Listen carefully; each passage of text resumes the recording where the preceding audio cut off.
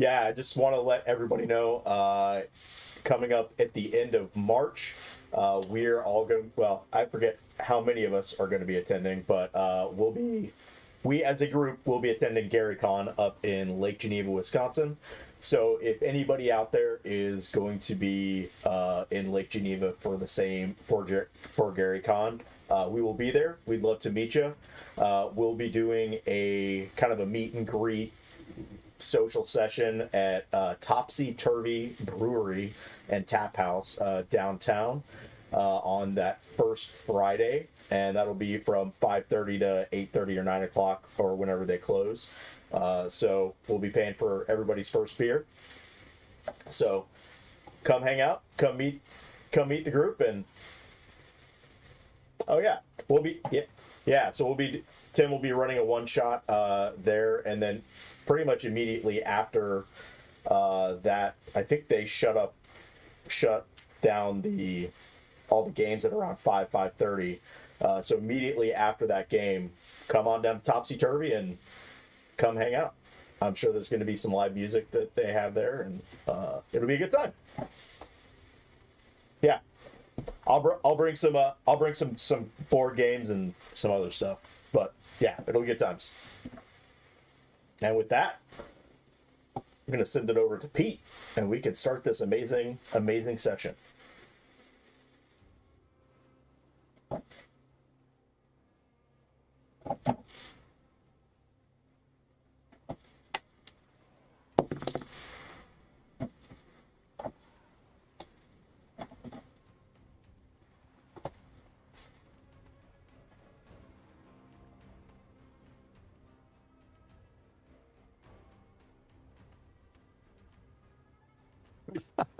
It was Has like anybody got lower than? Has anybody got lower than 3? Nope. Gary or Noinek, you are up. Oh, I think we're in good hands here. I'm feeling it. Yeah. All right. Let's see.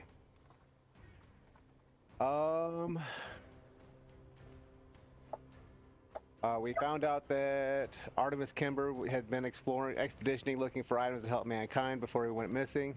Lots of songs about him. He's kind of a big deal 40 years ago. Now he's old. His son is still around. They're in BrynShander.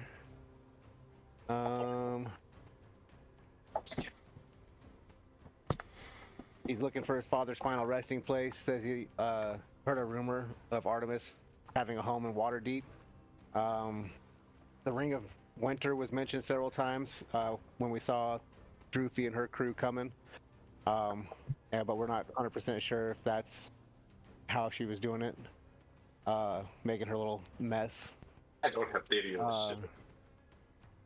We found some stairs underneath a statue of Dritz and his crew.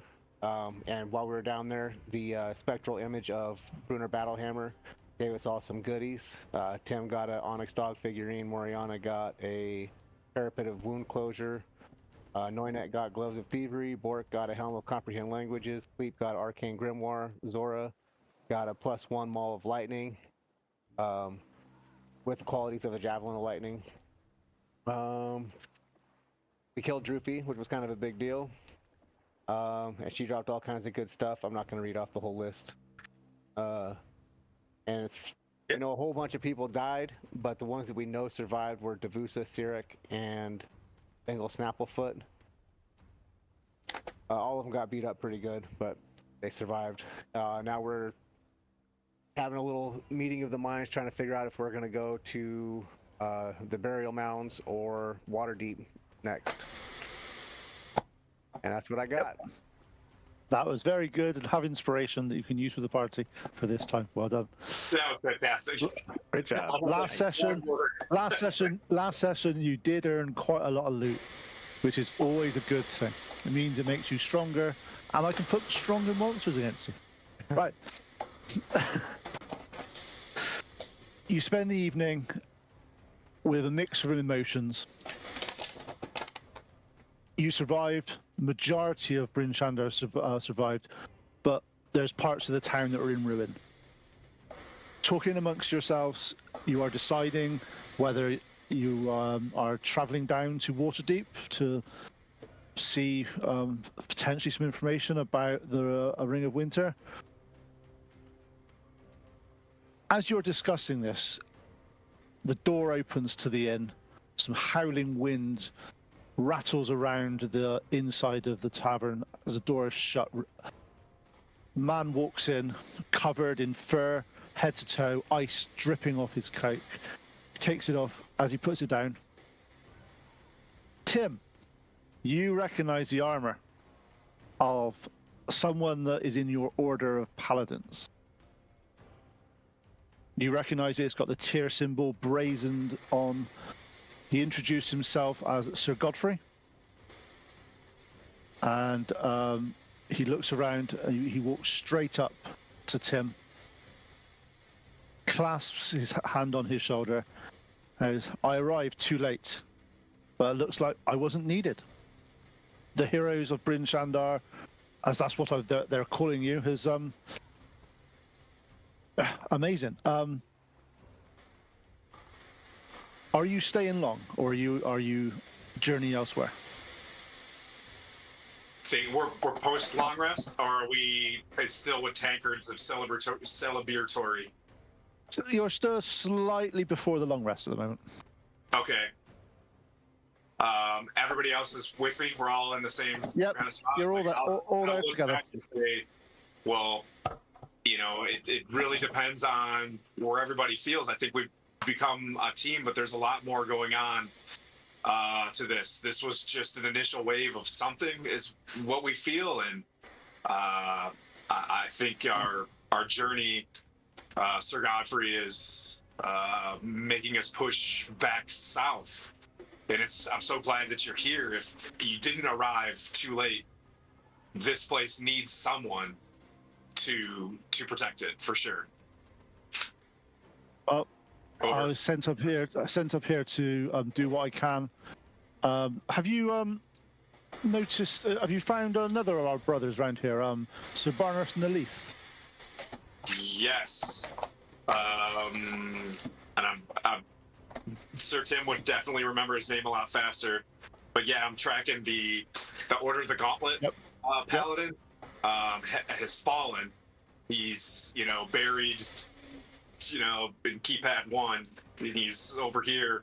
We can go visit him and pray over him if you'd like, but he was attacked by a villain called the Weevil, who stole his shield. I've got that firmly secured in my side quest scan as we continue to try to protect Forgotten Realms proper. If I can bring the Weevil to justice in the meantime, As he's talking, you see him getting a bit disorientated, a little bit confused as he's going. You turn it down to him it's been a travel, but he's like, yeah, well, he was one of the best of our order and always able to recognize potential in people. If he's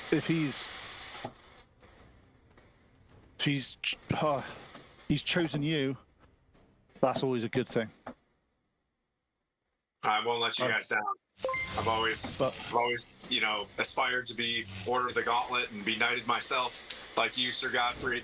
If you just sign my baseball card, I got you, and I pull out this folder full of knights. You know what I mean? Like, if you could just take a minute, and I'm sorry, I don't mean to be weird, but if you could just sign this, that'd be fantastic.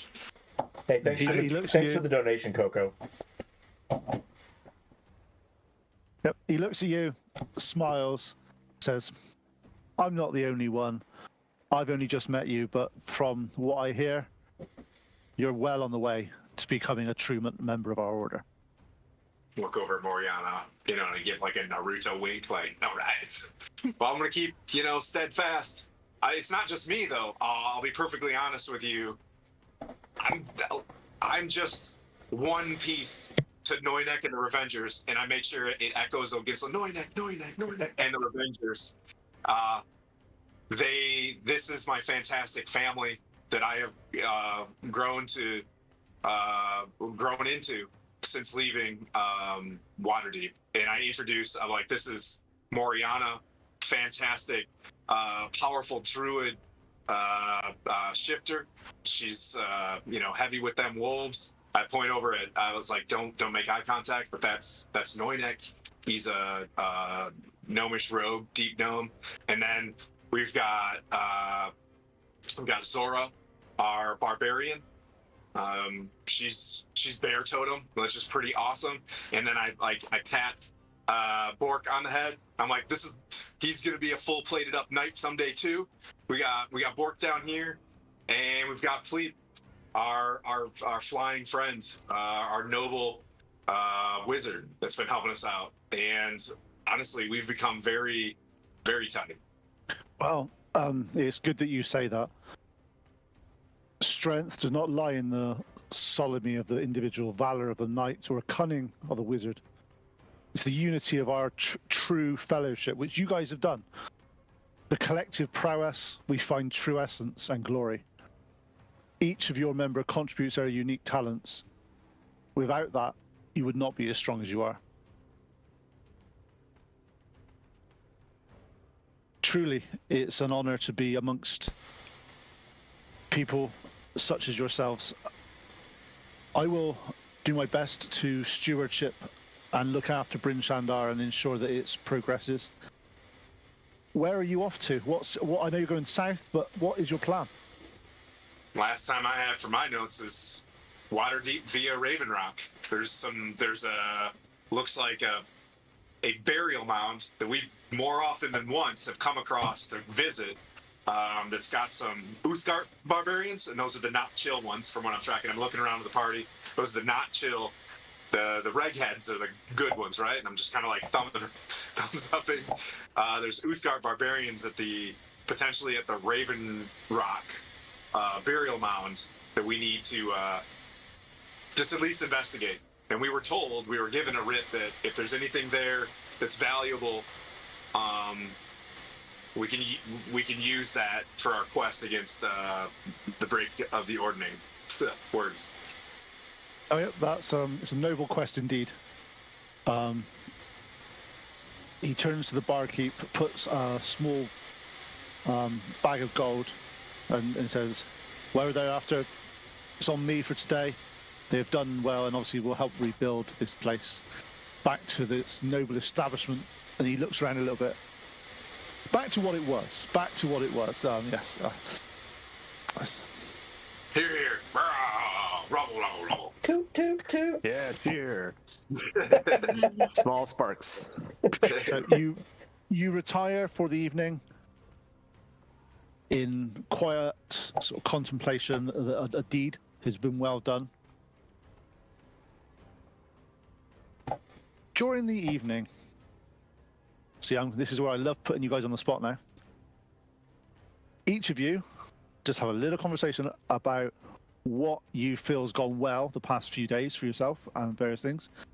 And if you guys do it really well, I may be nice to you and get you up to level 6. Ooh. So wait, And while we're sleeping, I purposely have not got you to prepare this because I'm being evil and nasty. Indeed.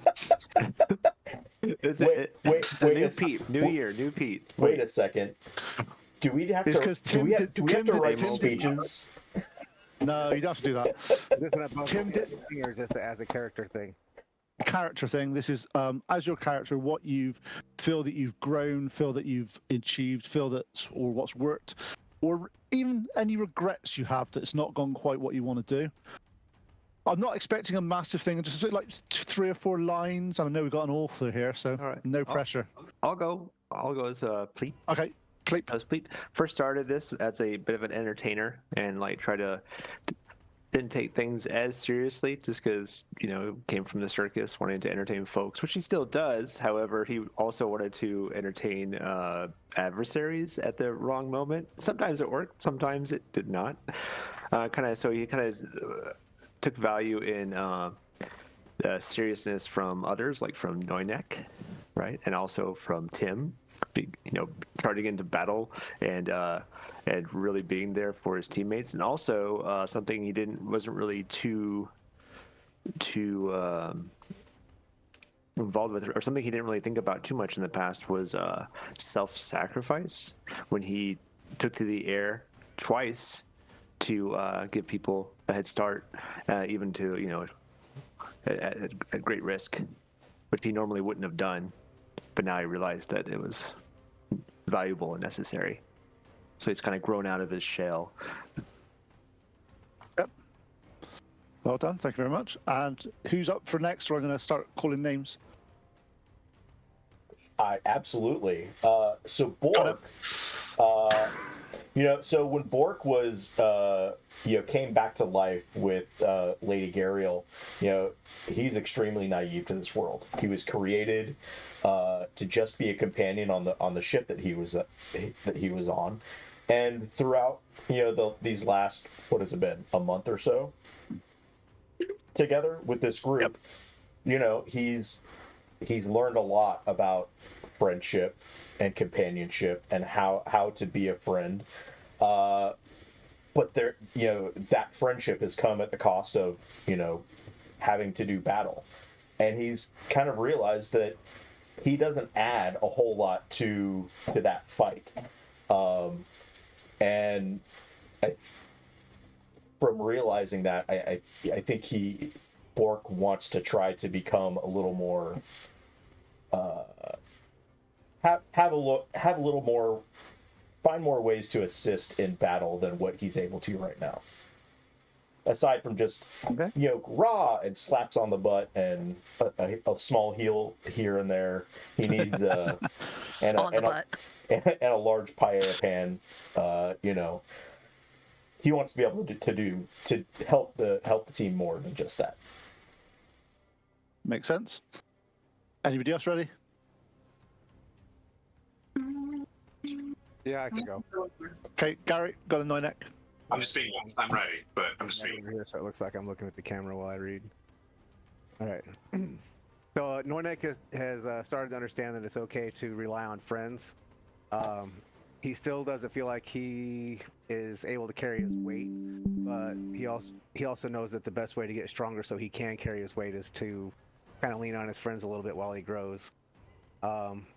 He still worries that he's going to fail and let somebody down when they are relying on him the most. But he's kind of taken the approach of getting stronger so that he's somebody that's worthy to be relied on, rather than trying to dissuade people from relying on him. So that's where he's at. Well, that's good. Good growth. 3 more people left. Go on then, Tim. You're ready. So Sir Tim, as he's laying down, starting to think about his past, leaving Waterdeep, where he may or may not have over-exaggerated his place in other people's lives, as he went on, smaller campaigns and found his home empty. He went off to rebuild his style of his desire for friendship and fellowship. He knows that he wants to keep this party together and to open up the party to understand each other and become a family. And he thinks that through everything that we've gone through, we haven't broke up yet. And he sees, positive movement towards, being stronger together. But by going to Noynak and to Pleep and to Zora and trying to, expound upon their relationship and things like that, while not trying to be oppressive, he's trying to strengthen them individually so that we are stronger together. Push them together as hard as you can, like that. There you go. Gentle nudges. With it's only a 7-day, starter marriage. If you want as my trial period, yes. As my creator used to say, strength for immunity, pride through perseverance. Did Tim create you? No. Okay, thank you very much. Moriana or Zora, who's up? I can go. Moriana has came a long way from being just a reclusive druid that she started out to be. She joined this team in order to gain experience to take back to her tribe to defeat the dragons that were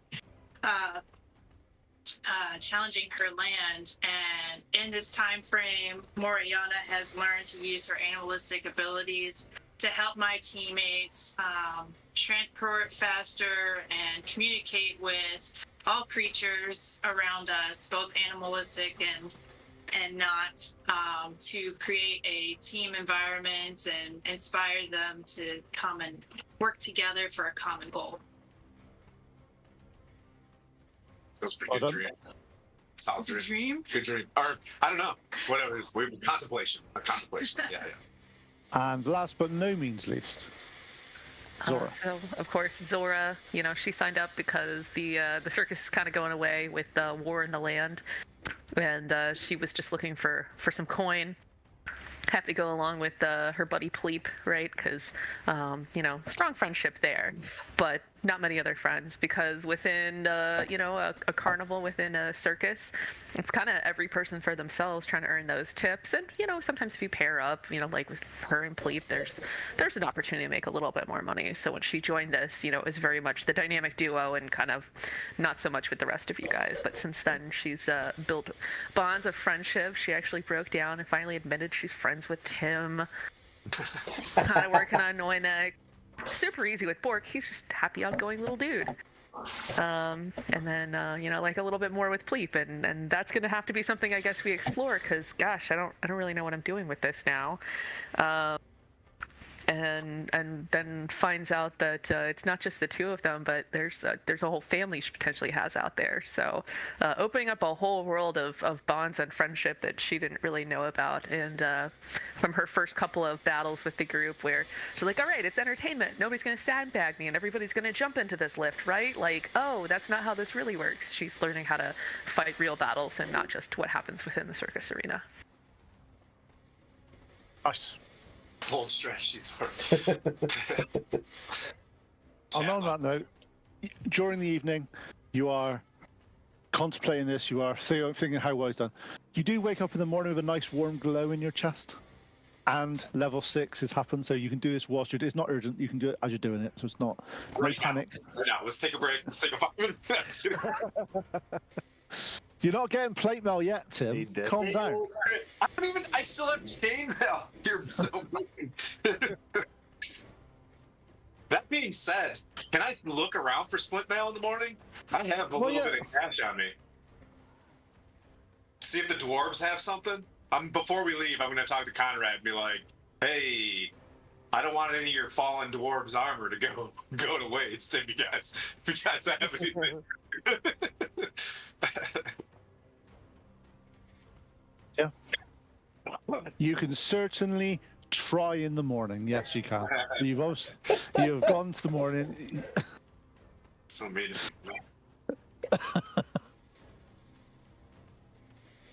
So you rest, you wake up, the little gold crown appears, you go bling type thing as you get out of bed in the morning in great time-honored fashion. As you wake up around sort of 7 o'clock, you're woken by sounds of building and movement outside. As you come down to the foyer, there's breakfast online. There seems to be lots of sort of buffet stuff. They've put it all together, and people are just helping themselves as they go, because there's an awful lot of toing and froing around the inn. This looks like one of the only central buildings that has got moisture in its walls. So there's a room downstairs which has been positioned. You see Davud. Davus is in there, and she's set up a small desk, and she's dealing with some of the urgent sort of activity. She smiles at you guys and carries on working quite hard behind the scenes. So you have your breakfast in the morning. You sit down. You obviously look at each other. You've had your most of your collective view of what's happened is you've come together as a team. You finally, not on your own, you are now pulling together in the right direction. For some of you, it's the first time you've had to rely on other people, and for others, it's what you wanted all along. You wanted groups of friends. You wanted people that could rely on you, and you rely on them. So it's a good... It feels like a month, but to be honest, realistically, it could be years. You guys have really pulled together as a group and have done great things. Hopefully, This is the start of major things to come. If those giants are quite formidable, and you know from talking to the information you found on the Ordning and the giants that realistically, frost giants aren't that high up the pecking order. They're in the middle somewhere. And it's like, yeah, we need to get stronger. We need to find more information out. We need to get better. If we find a storm or have a cloud giant, that could be a completely different matter. So let's knuckle down a bit, see what we can do, see what we can improve. You look down with sort of friendship and comradeship in your hearts and have your breakfast. What do you guys want to do in the morning?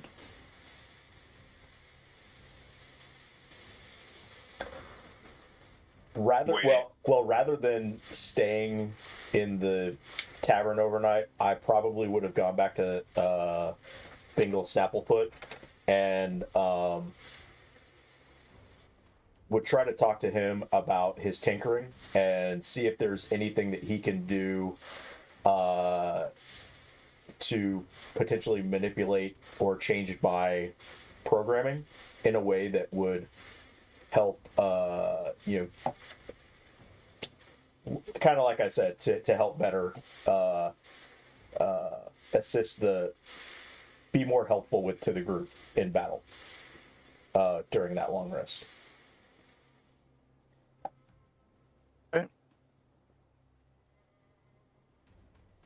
Okay, so you managed to talk to the gnome. You went to find him, but as you got to the center where you knew his small ramshackled building, well, not real building, it was more of a tent with heating at the back, was there. It's been deserted, it's been knocked down. You ask around for where he is, and you are sort of instructed to a building about 3 doors over. As you go over there, you notice that he is there with some of his machinery, some of his tools. Some's broken, some's not, and you see him, and he's repairing them as he goes. As he notices you, he sort of looks up and goes, "Ah, my friend, please come sit down." And you've always been good with your hands. You always look like you're do you want to? I'll show you what these tools are, and I'll explain. And if you're able to help me, sometimes 4 hands are better than 2, especially these old ones. They especially in this cold, they sort of get a bit seized up. And luckily, you'll never have that problem. I do envy you in some ways in that regards. That's what I'm here for. So I'm here to help. So, exactly, brilliant. So for the next 2 or 3 hours, you spend the time going through, learning how some of the tools are put together. Could I have an intelligence check from you, please?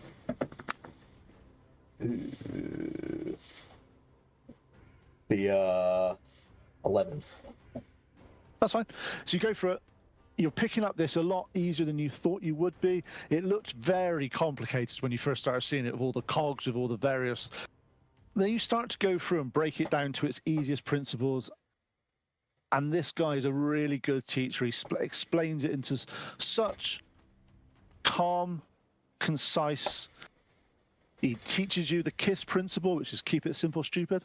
Every single engineer needs to know the KISS principle. I'll put that in my head. Most important concept ever learned by any engineer. And he goes through on first principles and starts explaining some of the stuff. This starts to click with you a little bit, and you start to sort of go, I could do... this is actually really opens up a possibility of something if you want to do. Sweet. Well, thank you, Bingle. It's been anytime, and I appreciate you and what you and your friends have done for BrynShander. Absolutely. I'm going to be taking up permanent residence here from now on. This is with this. You know what they say about calamity can sort of show you where your home is, and this is with this. This is just rooted myself that this is the people I want to be with, and this is the place I want to be. But you are free to stay, to return, join me. This is honestly, it's amazing what this town has managed to do the past few days. All with your help, of course. Well, I appreciate that. I'll certainly stay here for the rest of the night to help out with whatever I can to get you back up on your feet before we leave. And I will also be sure to tell anybody out in the rest of Faerun that if they're ever in BrynShander or the 10 towns, to come to Bingle Snapplefoot's Tinker Town, and he's the best tinker in the 10 towns. In that case, take this. He gives you a small, wind-up little bird that he gives to you, and as you twist it and you let go, you hear Binglefoot's voice going, "Come, welcome to my emporium. Please come to see me at BrynShander." Heck yeah! This That's sweet. It took me a while to get out, but if you're going to be traveling around, you're much better than me being here with it. Here we go.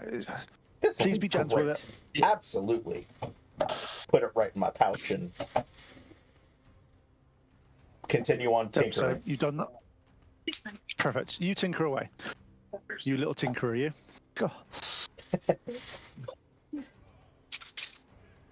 Okay, so evening, morning, what do you guys want to do? I'll start with Pleep. Is there anything you want to do in the morning, Pleep?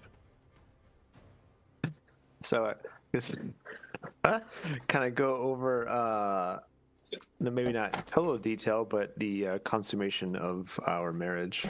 Or not consummation. Oh. So I would say roll a persuasion check, but you're sat next to each other. You can decide yourselves. Well, let's see how she would react to it. See if I can persuade her.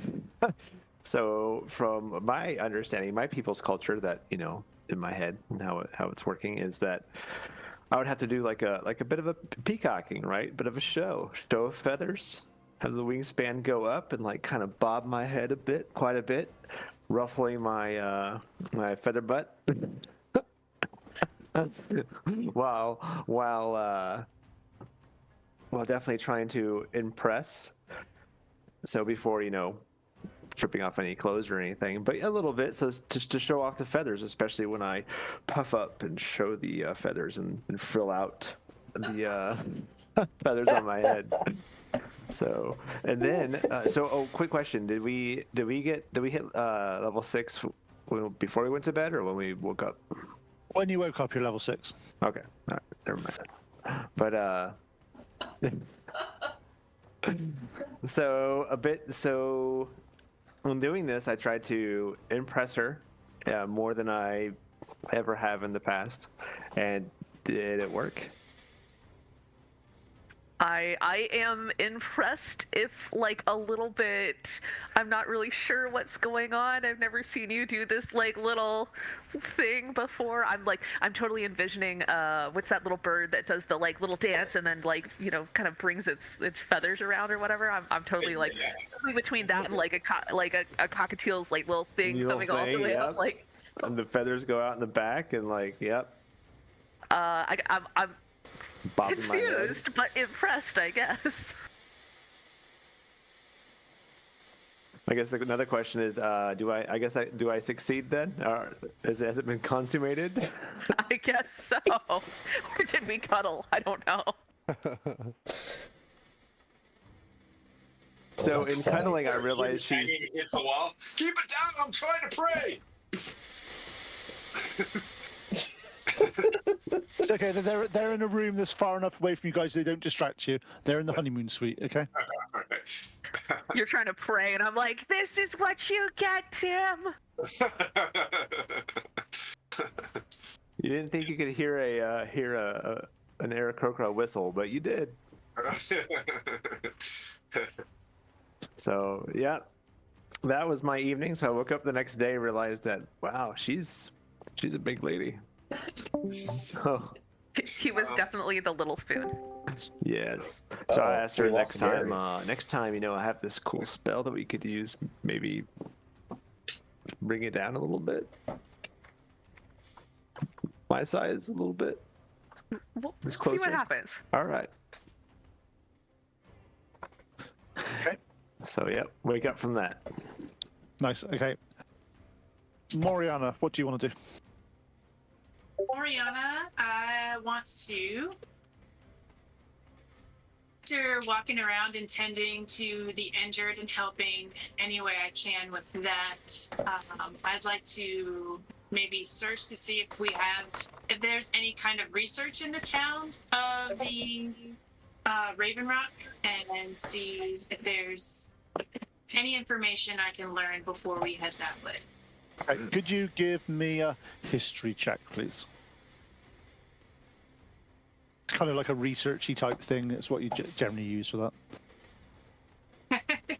Wait, is it in the morning? Wait, saving throws. That's not cool.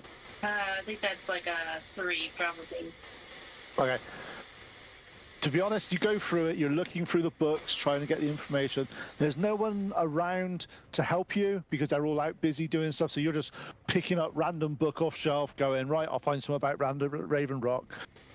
And the first book you pick up is all about stones and rocks. There's got to be something to do with Raven's Rock in there.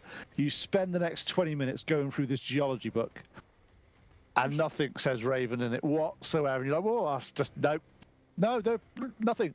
Nothing in here on Raven's Rock. Can I seek some help from, what's her name? Mom. No, what is it? Devil's Shane? Is this BrynShander? We're in BrynShander. Yeah, we're in Devusa Shane. Yeah. Yeah, Devusa Shane. The town. Yeah, you saw Devusa Shane this morning when you woke up, and there was like a desk with like 7 people queued up waiting to talk to her, all trying to raise like, oh, we need this bit fixed. No, not this bit fixed. No. To be honest, she's swamped trying to sort out what's happening in this town at the moment. And to be honest, if you give her a break, it'd be useful, but she's probably not there to sort of ask questions, unfortunately. Can I go back to the library? Yeah, could you go into the library and could you give me a perception check then, please? Oh my gosh, what is it? Well, it's a 7, but I rolled a 1. Okay. Yeah, you go in there and you're looking around. You're just, and it's just like maybe it's the exertion from yesterday or the realization of what's happened. Your mind's just not on the task to find books on Raven's Rock. You just, as far as you're concerned, there's nothing in here on Raven's Rock in the library. Somebody must have taken it out and not returned it. Because you've gone through the whole thing, you've looked at all the books, there is nothing here.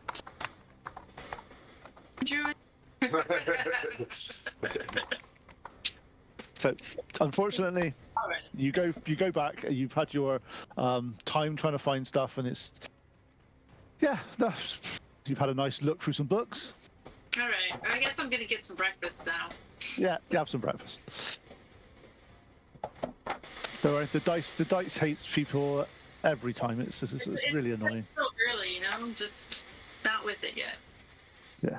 Zora, what do you want to do this morning? So Zora is not at all conflicted about how things went last night. In fact, she sort of saunters downstairs, gives Tim a little wink, like, "Hey, buddy, thanks for that," and comes and just sort of quietly, calmly sits down next to Pleep. But you notice that she sits just a little closer, and they seem to be a little more. She's a little more flirty than she might have been before, and finally just acknowledges, "Yeah, there's a thing there." The birds of variance. I like it. Take one of the wings that drapes around her shoulder. This is great. This brings me so much joy. I'm trying not to. I'm minding my. I have to like turn around, and you can still see me smiling. Okay, so do we want to go armor shopping? No, Noinek, you're up next.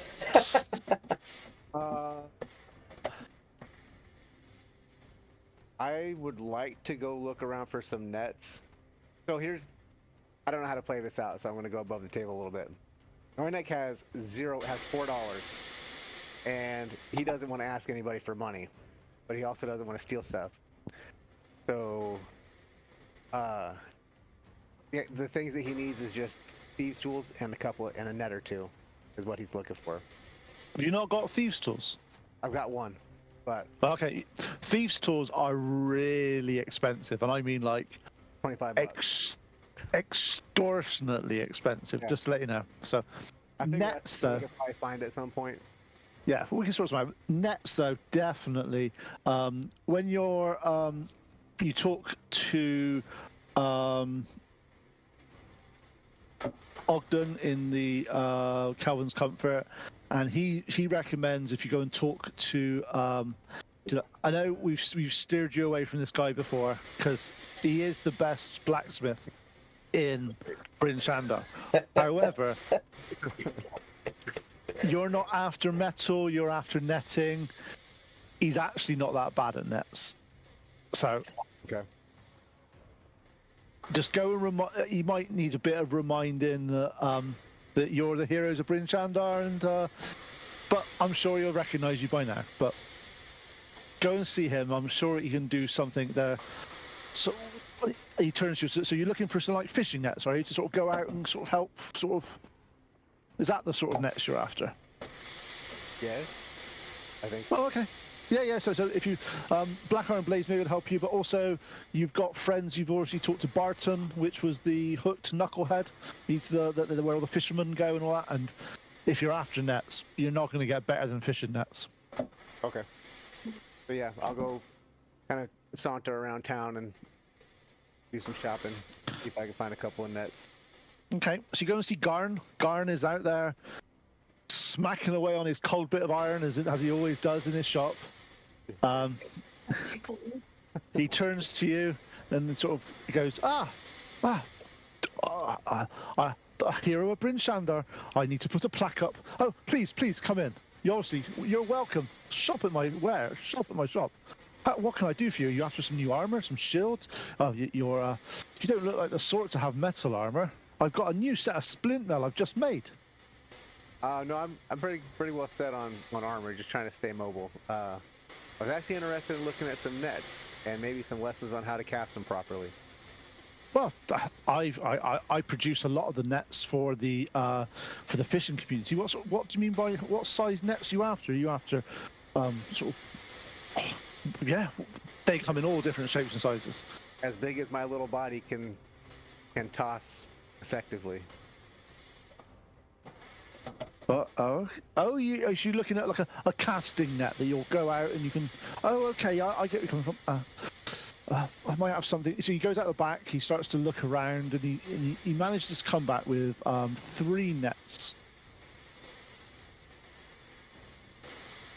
Just want to see what they are. So he goes through and he says, "Yeah, these ones will open up to about a 6 or 5 foot area. They'll anything up to sort of like a medium size, maybe a slightly large, depending on what they're getting. Yeah, they're not the best. They're right. They weigh about 3 pounds each. So, if you get 3 of them, if you can, I would recommend, especially if you're going to be using it in a high wind area, that if you look on these little things here, there's around the edge, there's some extra sort of areas, and he gives you like a stack of metal coins with holes in them. He says if you put them around there, you weight it a little bit, it'll help with the spreading out and doing stuff in a windy situation, but in a non-windy situation it's pointless. So just obviously take some time if you want to do that.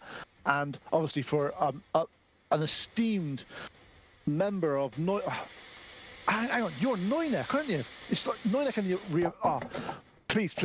He starts to, and you see him like beaming. So I can say that you've got nets from my shop. Absolutely. Oh wow, the endorsements are amazing. Thank you. You see him beaming. His shoulders are back. He sort of goes, anytime you're in the area, let me know. I'll restock your nets for you. Oh, wow. And you see him as he gets out of the back, he's got like a thing, and he's chiseling away with, and he starts the N on something. You can't really see what he's doing, but he looks like he's putting some type of sign up that starts with the word letter N. All right.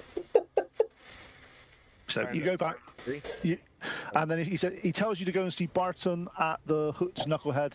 to talk to one of the fishermen there, and they could spend the next hour or so showing you the basics. It's a really simple skill to learn because, to be honest, fishermen can do it, and they're not that special. They're nothing like us guys. Well, and he picks up his bit of metal again and starts clanking it, showing his prowess of metallurgy. Great. So you spend the next hour or so with Barton and a couple of other people being shown how to sort of the right sort of technique for throwing and casting your net. You get quite adamant on this, quite good at doing it, and yeah, it's, you reckon, within, especially you seem to have a special knack the other people just don't seem to have, in terms of they seem to be pretty good at doing it up to 5 feet away, but as soon as it gets a little bit further, it just goes everywhere. You just seem to have the ability to go, I can do it there. And they said, yeah, but now do it a little bit further. And you just sort of like, just a quick flick of your wrist, and it just goes, and they're like, you could become a fisherman, Moynick. With those skills like that, you could become a fisherman. I appreciate that, but I don't like water. Oh, so why are you learning the net? This is casting net into the... Adventurers, they come up with some weird stuff, don't they? And they sort of walk off and stuff. But thank you. We've got to go back. Got to feed the town. They need food. Thank you for saving it. So you can now... The tavern. Yep. Nice. And last but no means least, Timothy. Okay, I'm getting up after I'm done grinning from ear to ear about our friendships getting closer, and I just leave it at that. Noinek leaves, Bork leaves. I waiting to make sure that, hey guys, we're, as they leave, like, okay, we'll meet back here at X amount of time, but we're heading to Raven Rock, correct?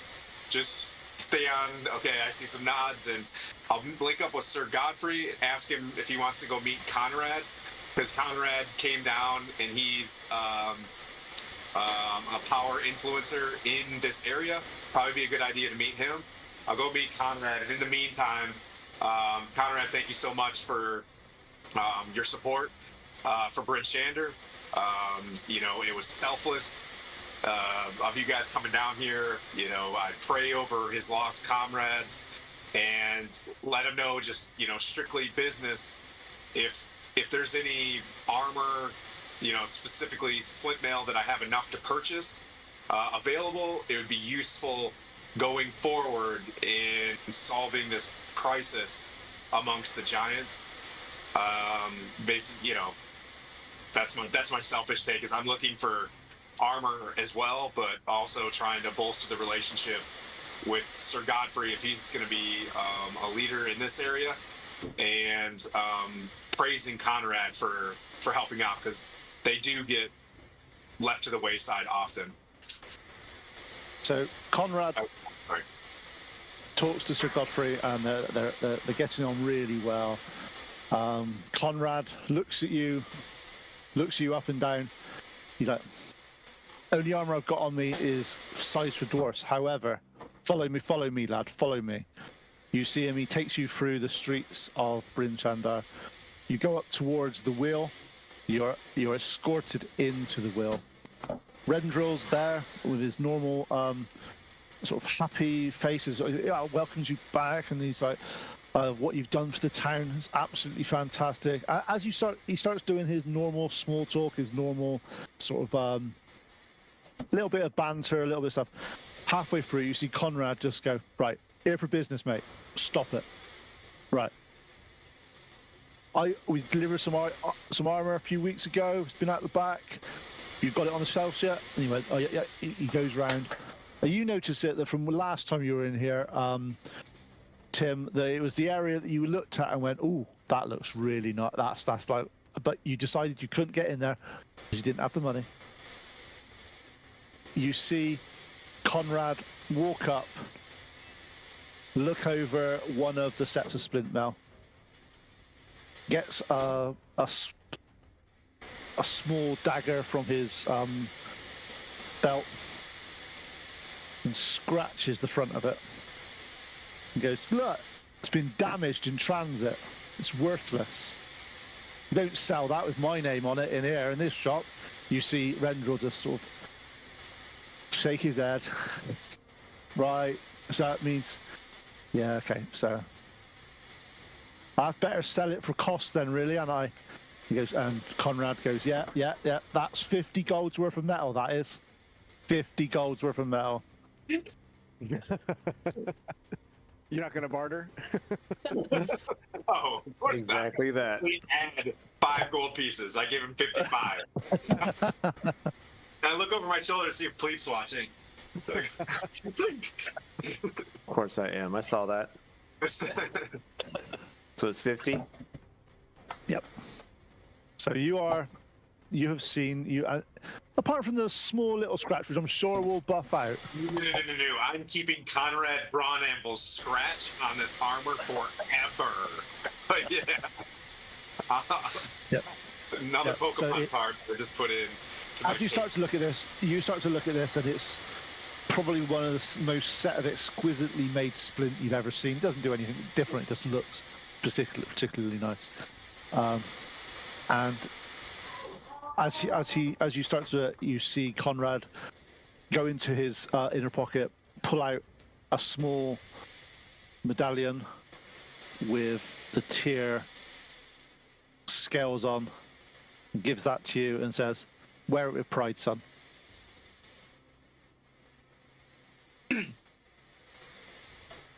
I shake his hands, my eyes closed, like, yeah, woo, I'm feeling bluish right now, feeling like I can just, I would love to, it's a great honor, having fought alongside you, and when this is all over, I intend to come back to Felbar. Maybe we clank a few tankards together, and we'll make sure that we continue to bolster the relationship of 10 Towns and what you guys have done in the north. Well, maybe if you come back, maybe there'll be an upgrade in the maybe there'll be an upgrade of the armor for you at some point as well.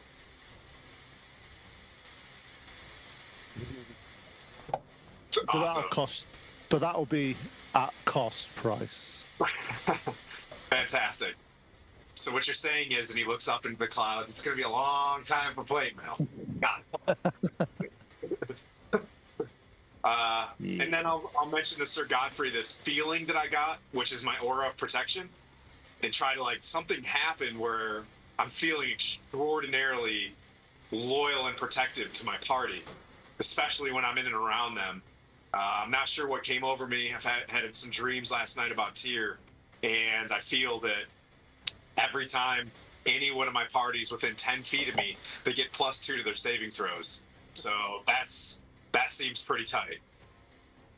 I feel inspired by this too. I want to go up and be like, how are you enjoying your food, your breakfast? Can I make it taste better for you? Make it smell better for you? Warm it up for you? I just feel like I need to do that. Yeah, let's do this. Make you feel comfortable, like, hey, I put my hand on his back, kind of warm up his clothes. Like, all right, he's feeling good now. All right. Thank you, Pete.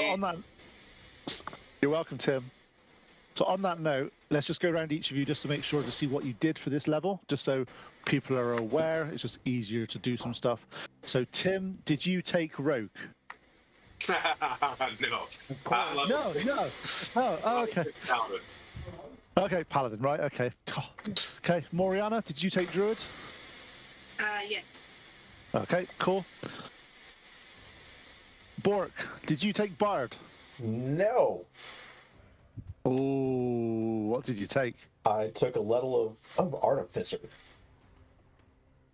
Ooh, nice choice. Ooh. Nice. And Zora, you've taken, let me think, hang on, Wizard. Paladin. Oh God, no. I mean, sorry, Tim. Is that for everybody? Hulk smash, Hulk claw like a bear. Still Nice. doing what is it? Totemic warrior and picked bear. Nice choice. So 2 levels of bear. Sweet.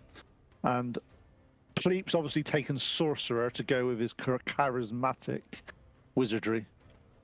Yeah. What'd you go for, Philippe? I went for I just kept with the wizard. No. So Good. added more Good. spells. The reaction was like, "Oh, he really took sorcerer. Nice." I was like, For 3, so it's like, okay. you with 2. No. Okay, and Noinek. Noinek finally came to grips with this pass and took a level of Blood Hunter. Ooh. Christmas. Two multi-class people in the party. Well done, guys. I'm proud of you. Yay, Bartificer. Yay. See, I should have thrown Pete for a loop and become a barbarian. CR2. What's your Wouldn't charisma? help at all. Oh, man. Not enough.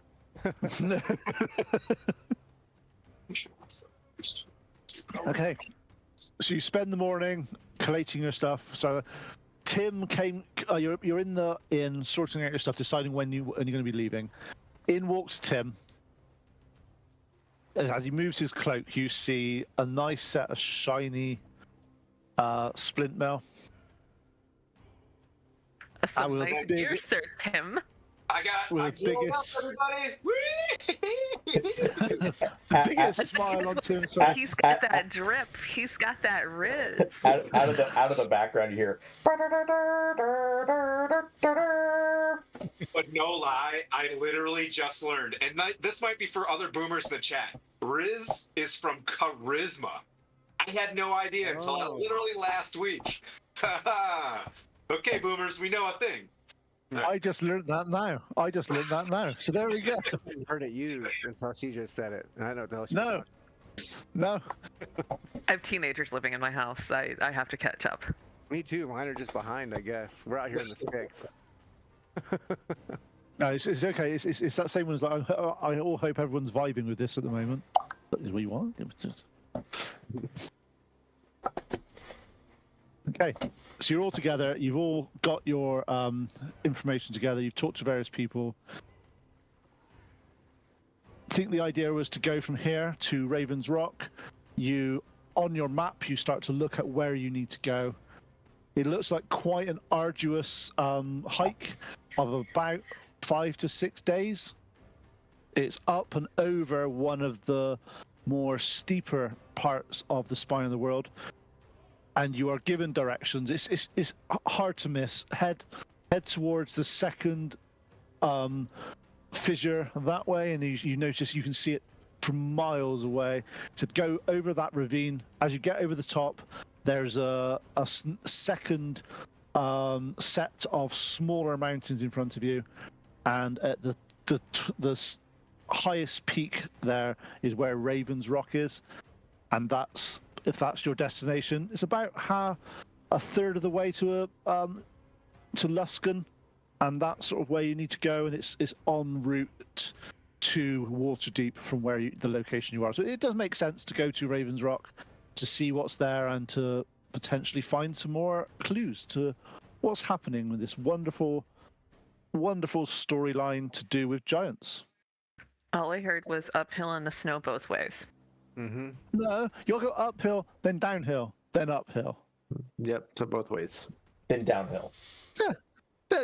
All the way down. You're kind of, but it's impossible to go up without going down. It doesn't work like it's. Sir, we're playing D&D. Everything is possible. Right. Have you got teleport yet? No. No. So Barbarian teleport. Oh man, scary. So we need a ride. We need to get. Is that what we're saying? We need like sled dogs or horses or something like that. Potentially. Because Master Blaster backpack. I can summon a horse for me, and Bork can ride my Mastiff. I could ride Moriana. There's no way to say that. You can ride Oriana. Pleat can fly, and Nornak Gary can jump on with me. She can turn into a giant eagle now too, so that's pretty tight. Wait, we had 2 Yeah. birds now? Nice. Sweet. CR2 beasts.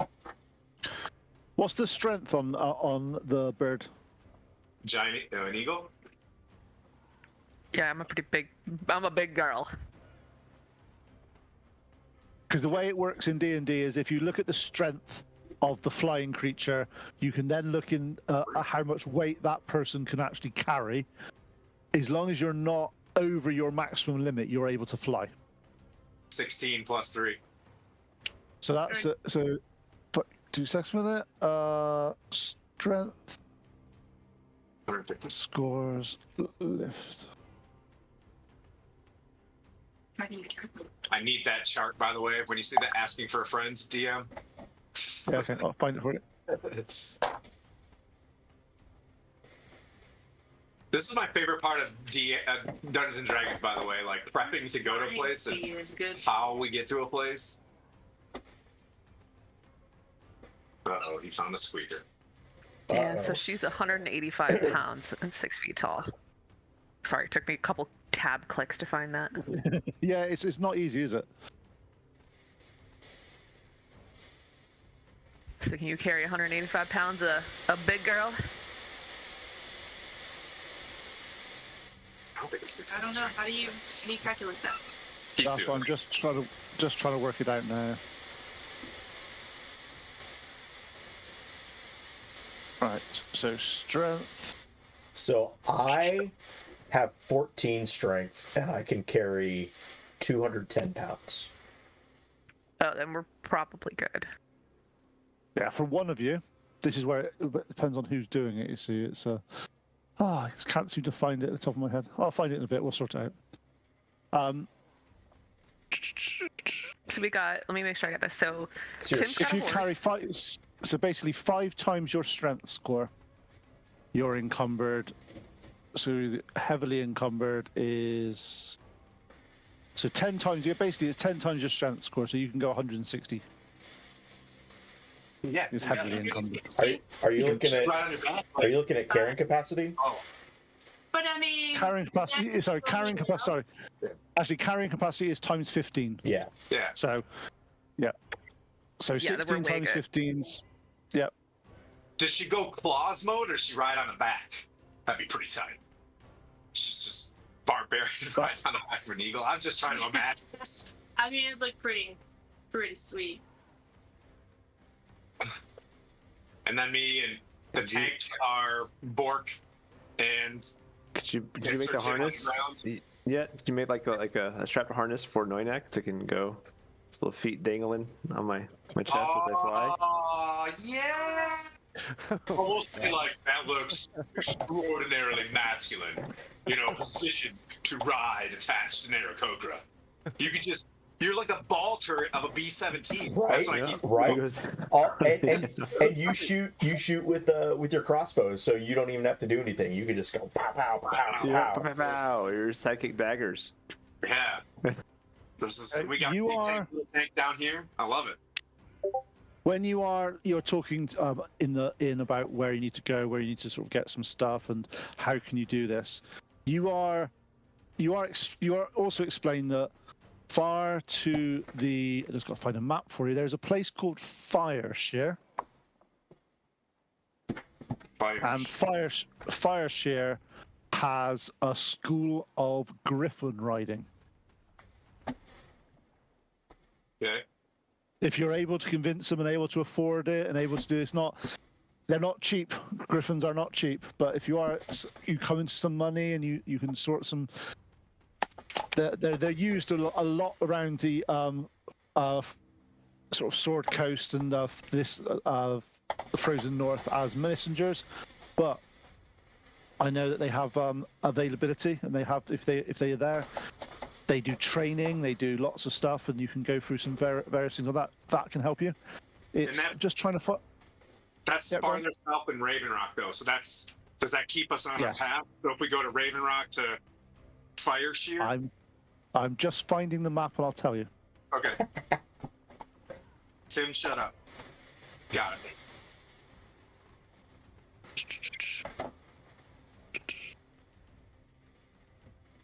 Oh, that's right. You got that fancy interactive map. It's a If I great can map. find the fancy, if I could find the fancy interactive map, yes. There, got it. And I'll post it in the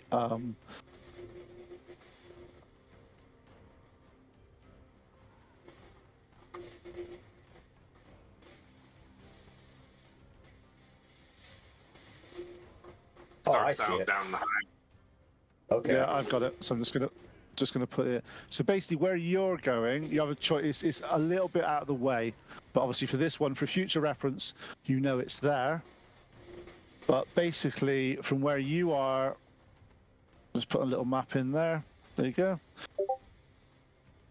You're basically looking from you're just by Calvin's Cairn, which is the in the center of that image. You are basically going to be going east and south to get to Ravens Rock. As you can see, it's quite a hilly, quite a lot of mountainous terrain. And to get to Fireshare is actually southwest. It's the opposite direction you need to Definitely go the to. wrong direction. Yeah. Yeah, so just for for the future reset, reference, Distal. it may help you. Okay. It may help you out up here. I was just obviously I'm not sure where you're going, but we're expecting a Griffin Rider sometime tomorrow to be dropping some mail. Huh. Oof. How He's much- giving us a. How much can a griffin carry? Oh, easily. Any of you guys would be fine. No, I mean, like, how do we get a Griffin Uber from Raven Rock in like a week? No, you don't get Ubers. They bond to the individual riders, and they take you. They're a magnificent beast. Yeah. But it's not something you have to get them, bond with them. A little bit Yeah, of I think we know this. We'll discuss it. We'll just, you know what I mean? Like, well, hey, there is another option to travel. If this sucks, we can go Yeah, fast. just- Yeah. Don't we have to Obviously, we have to travel further to get them though? Yeah, but later. Mirabar is to the Later. south, Okay. right? Past Raven Rock, we go visit that city of Mirabar. Maybe we can find some fast travel or something like that from there. There's also a river right there as well, the River Mirar. We could take to the coast and then head straight up to that place. So once we get out of these mountains, we can move a lot faster. Is that what my perception's perceiving? It's perfect. You can take it whenever you need to. It's just there's an options available to you. It's just got to be done. I got you. All right. Well, shall we? All right, so just so that I've got this right, Tim, you're riding a horse. Yep, Bork I is going to see. ride a mastiff. Yep. Neuneck is strapping onto Pleep's chest. Moriana is going to transform an eagle, and I am going to sit on her back. Yep, and then Pleep is flying himself. So everybody's got a ride. Love it. Like I said, there is no way for me to describe that without it coming out horrible in some way, shape, or form. I apologize to everybody on the stream. Sorry. Yeah, we'll get the if thinking our route of travel heading towards Raven Rock, we've got a map. If we can get Druid and Barbarian to the front. Yep. And then, I don't want to use term. I want to say defensive, like offensive, defensive with. So we have, if we can get the Aarakocra kind of to the rear, and then us in the center walking. That way we have maximum, perception kind of going. Anybody following us or what's ahead of us in our trackers to get us to Raven Rock.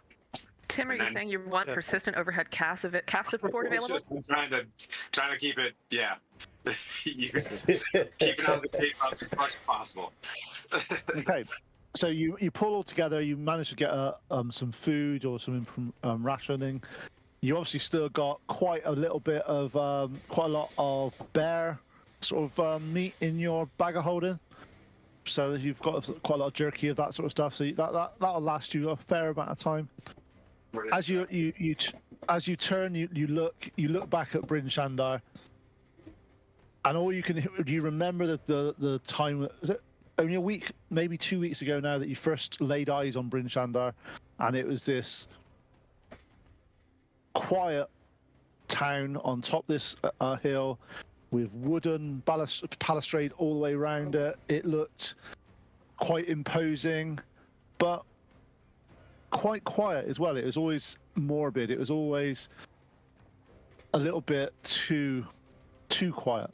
Now, as you are leaving, you're hearing work, you're hearing murmurs, you're hearing voices, you're hearing actual life coming back into BrynShander, as if they needed this sort of thing to happen, to sort of pull them together and to show them that it's good to be alive, it's good to sort of be here. And you're seeing that they're rebuilding the palisade, the various armories and stuff. The detachment of dwarves has decided to stay here for the next few weeks and assist in the rebuilding. Sir Godfrey wishes you all the best in your quest. He turns to Tim again and says, "We'll be seeing you again. And if you're still following the path that's set out in front of you, you're sure to have my recommendation when the time comes." The Hardy, this handshake thing. Yeah, this guy slaps gauntlet. As he does that, he's like, a nice set of armor. I know, right? got some scales on it and little fleur-de-lis. You know, I assume. You know what I mean? Like, oh yeah, it's good. It's nice. He said, like, dwarven craftsmanship, you can't beat it. Oh, right? Conrad put the scar on this. You see this? That's Conrad. Anyways. He said that, as he said, that'll buff out quite well. No.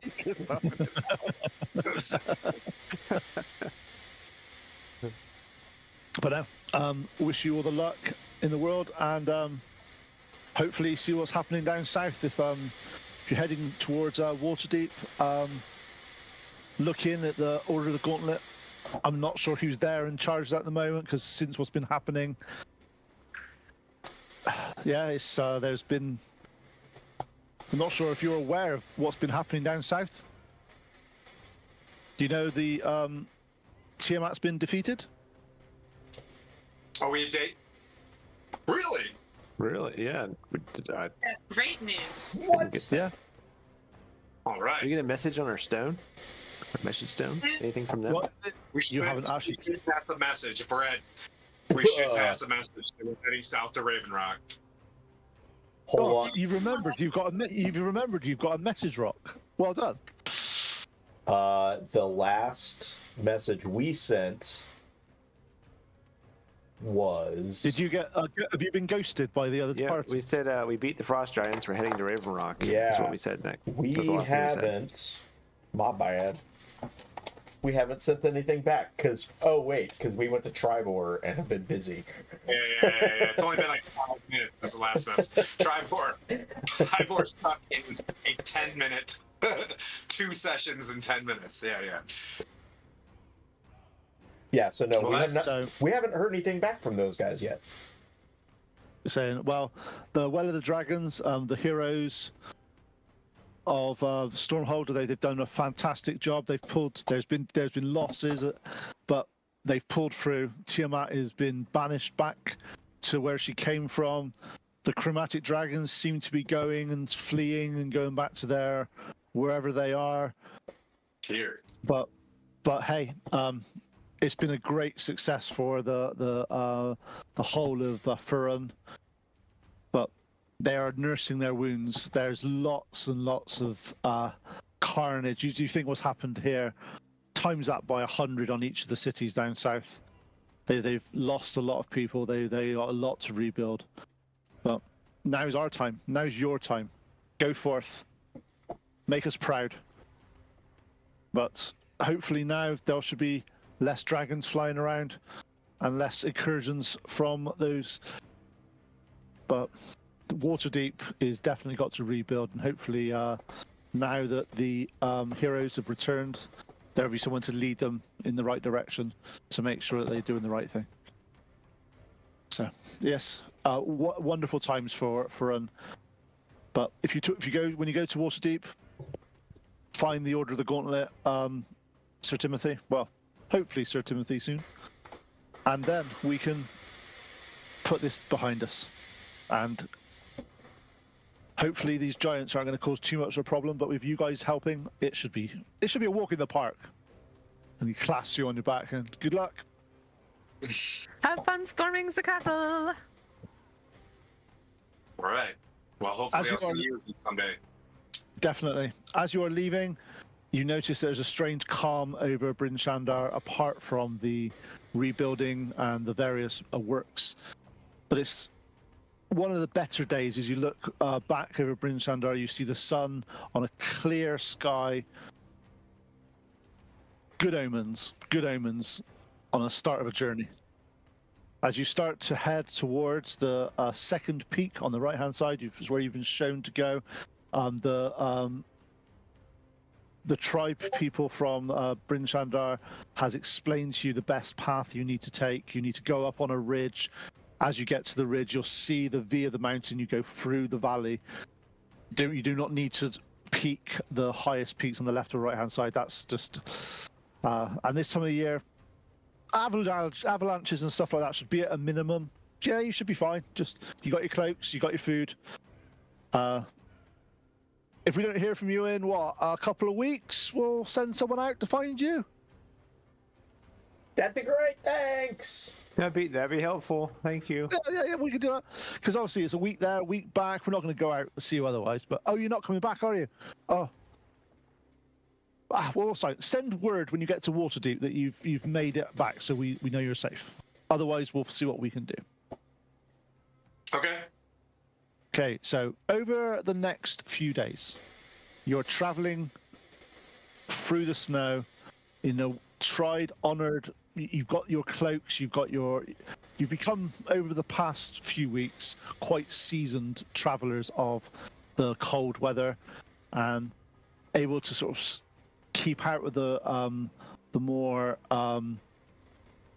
turbulent areas, just parts of the area you see clouds forming, and you manage to divert and see them. So who's going to do, let me see, who wants to do the survival checks for the group to decide you're going the right way? Who's good at... Come on, Christmas dice. Come on, Druid. Do Druid things.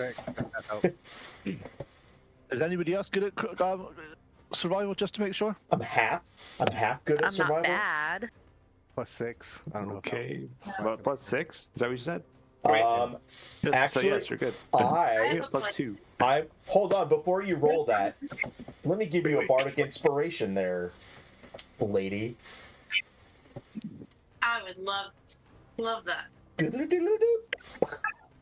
And Noinek, because you've got +6, if you want to assist her, can you just roll a survival check for me? And Krista, you might be getting an advantage. Krista, with that bardic inspiration, you can roll that die again if you want to, and use whichever one you want to use. So what did you get, Noinek? 17. Fine. Noinek's been helping you with this one, Moriana, so you roll with advantage. I got a 30. That's not bad. Like totally map Earth, and her eyes like flip. She's like, whoa. Yeah. Can we take the wrong line to the south at 270? You see Moriana is in her eagle form. She's up and on the top. She's going. As she does it, her eyes sort of go glazed over as she sort of looks over. It's as if like predetermined, she knew the way to go that would be the least amount of trouble for every single one of you guys. She comes down, she transforms back into her humanoid form, and she explains the way to go. That there's a looks like there's a small drift of snow coming down from the left here. So if we get up on the higher ground on the right, we'll bypass a lot of that flow. Absolutely spot on. Every single thing Moriana says to do, this is going to happen next. Oh, by the way, just go right round this tree and follow the path. As you get there, you're like, well, the left hand looks the better route. Trusting in Moriana's supreme knowledge of the wilderness, you listen, you go round to the right. As you go round to the right, snow seems to collapse down on the left hand. It's as if she's like precontinent. She's like seeing the future in some way. But she makes it probably about half a day additional savings on the sort of journey going through this and finding all the different routes of going. comes up to the end of like the 4th day. You've managed to get over the first peak, and you've got towards the ravine. You see where you need to go. Now, through the V of the mountains, you see it's quite misty and quite undulated and very sort of unsure of what's down there at the moment. But in the distance, past the V, you see the mountain that you need to get to. You reckon it's probably only about 30 miles or so. It's not that far, but unfortunately it is like that. It's not a straight line. And you can see that even from this distance, you can see that it's quite dark clouds over that way, as if they're having a little bit more of a weather front on this side of the mountain than on the nice side that you were just currently on. Dark clouds. What'd you say? I point that out to Zora while we're flying. Gosh, I love this interaction you guys got going on now. Well, I'm like, Bork and I are team positive down here. You know what I mean? Like, yeah, this is I great. guess I can't really. I have to figure out how to talk telepathically as an animal. Caw, caw. Can I still speak as an animal? No, unfortunately not. But Zora's really good at distinguishing arm movements on birds. So if you could do that, I'm pretty sure she'll pick it up. Let's just say I've had enough time with a bird-like person that, like, Yeah. just the tiniest little twiddling of the feathers, I'm probably gonna get it. I Do you swore. actually think you want to mate with her? Eagles do. This caw. Moriana, I am a married woman. Can you stop flirting? I'm Moriana, can you? an eagle. Yeah, it's Moriana. Can you stop flirting with me? I am now married. Yeah, that's all she gets. Oh, brilliant. Okay, it's coming evening now. You found a place to sort of hole up, and as you are there, you're setting up camp. Could I have some perception checks from everybody, please? If this is going to be night, I'm going to use my magical tinkering on a. Is there any trees around here, or are we like above the tree line? No, there's some trees and stuff. Yep. If we're camping anywhere near a tree, I'm going to do the magical tinkering and put a light on top of that, just so we get 5 feet of light to set up the camp for a while. Nice. I love you, but is that also a beacon? I can turn it off. As soon as we don't need it, I can turn that off. Okay. I also I want to create this 10-foot radius dome that kind of springs out into existence. Looks like a little dome hut. But when you walk into it, it's much bigger, kind of like from like the Harry Potter kind of deal. You walk in, you're like, oh, there's some space. It could fit about 9 people or so. Is this your cool magic tent? Yep, and it is tiny hut. Hell yeah. For 8 hours. Yes. Then I'll shut off that light. Yeah, I did this The light. lighthouse not lit, so you can put it in here, Bork. You can put the light in there. Yep. Yeah. I can light my finger. That's a one-upmanship, isn't it? Look, I've got this light, and I've got this whole room. I got Here this we go. hut. I was like, I've been waiting to use this thing. It's like, oh, I'll just turn this off. Sorry, like, I can still have it. Okay. I'll put like a little something you can like hang off of. No. Okay. So, what was your perception checks, guys? 19. I got a 9. 21. 14. 21. 10. Okay. 13. So, anybody? Standard Noynek roll. Noynek and the Revengers roll. Not standard Noynek roll, but standard roll for us. A 10. Okay. 13. Anybody that got over 15? You are hearing quite off in the distance, in the direction that you're going to, the odd baying of wolves. Hey, Moriana. Hey. I didn't. I know, we're telling you we hear. Yeah. Oh. Ooh. Yeah. Can I do a second check? Another one? Did you Listen say- a little closer? A bay of wolves? I like that. Good terms. Does this sound similar to the wolves that we encountered on our way before that we started to follow and branched off? To be honest, they sound for you. Anyone that heard that, if you give, and obviously Moriana, now you've been given this more information. Can I have a nature check from you guys? Oh. -1. Nature. Let's see what 16. No. Nice. I heard nothing. No. 12. I got a 5. I got a 10. It's 16. Okay. Hey. Okay. Allow me. Tim, you obviously you've been paying attention to a lot of these animals and stuff that's been happening around you, branching out and learning new things. You are hearing, and you feel that these wolves are. They're not a happy howling. It's not like just a communication howl.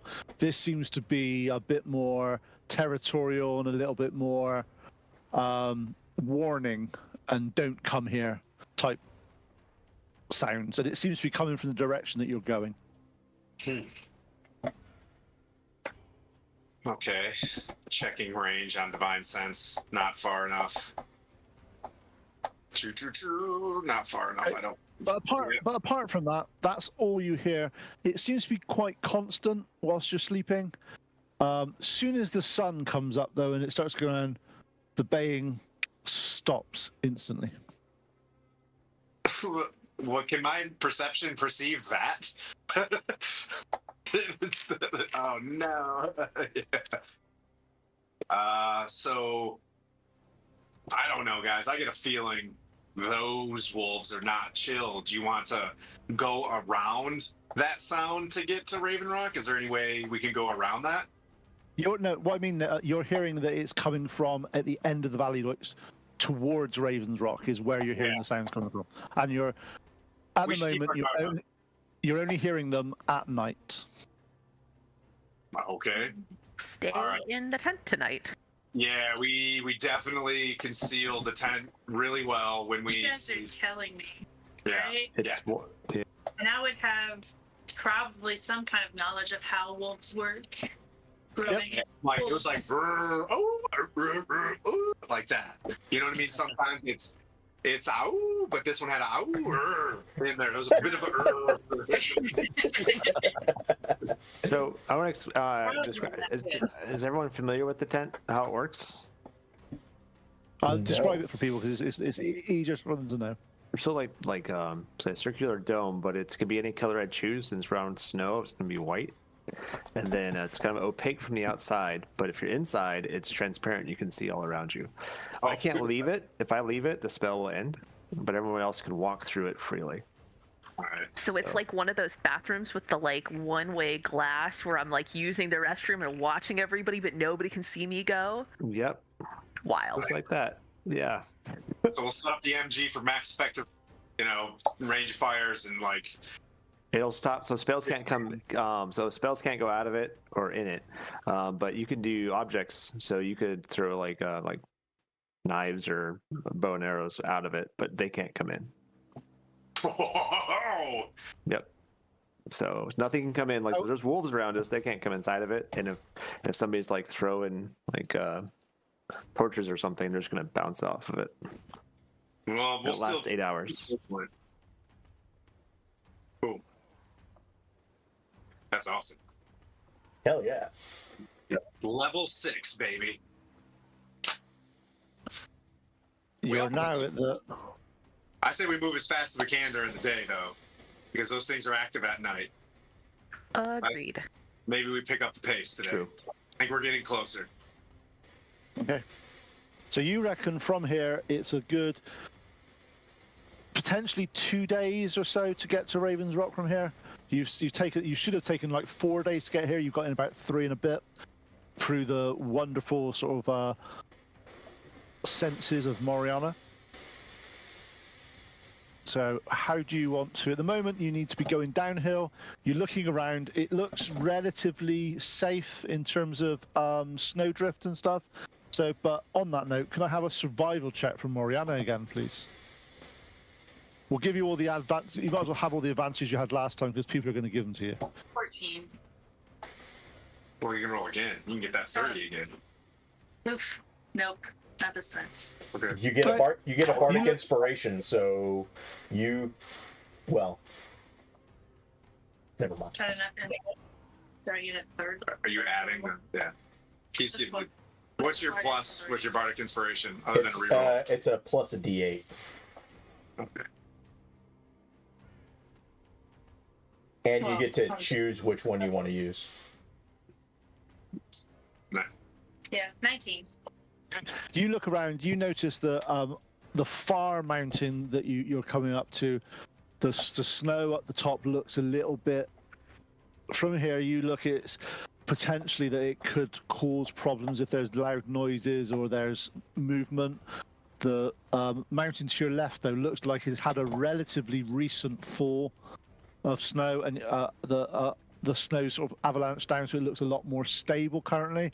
But looking at the center of the ravine, it does look maybe that mist you saw when you first got up here might not have been mist, might have been the snow settling after a recent fall.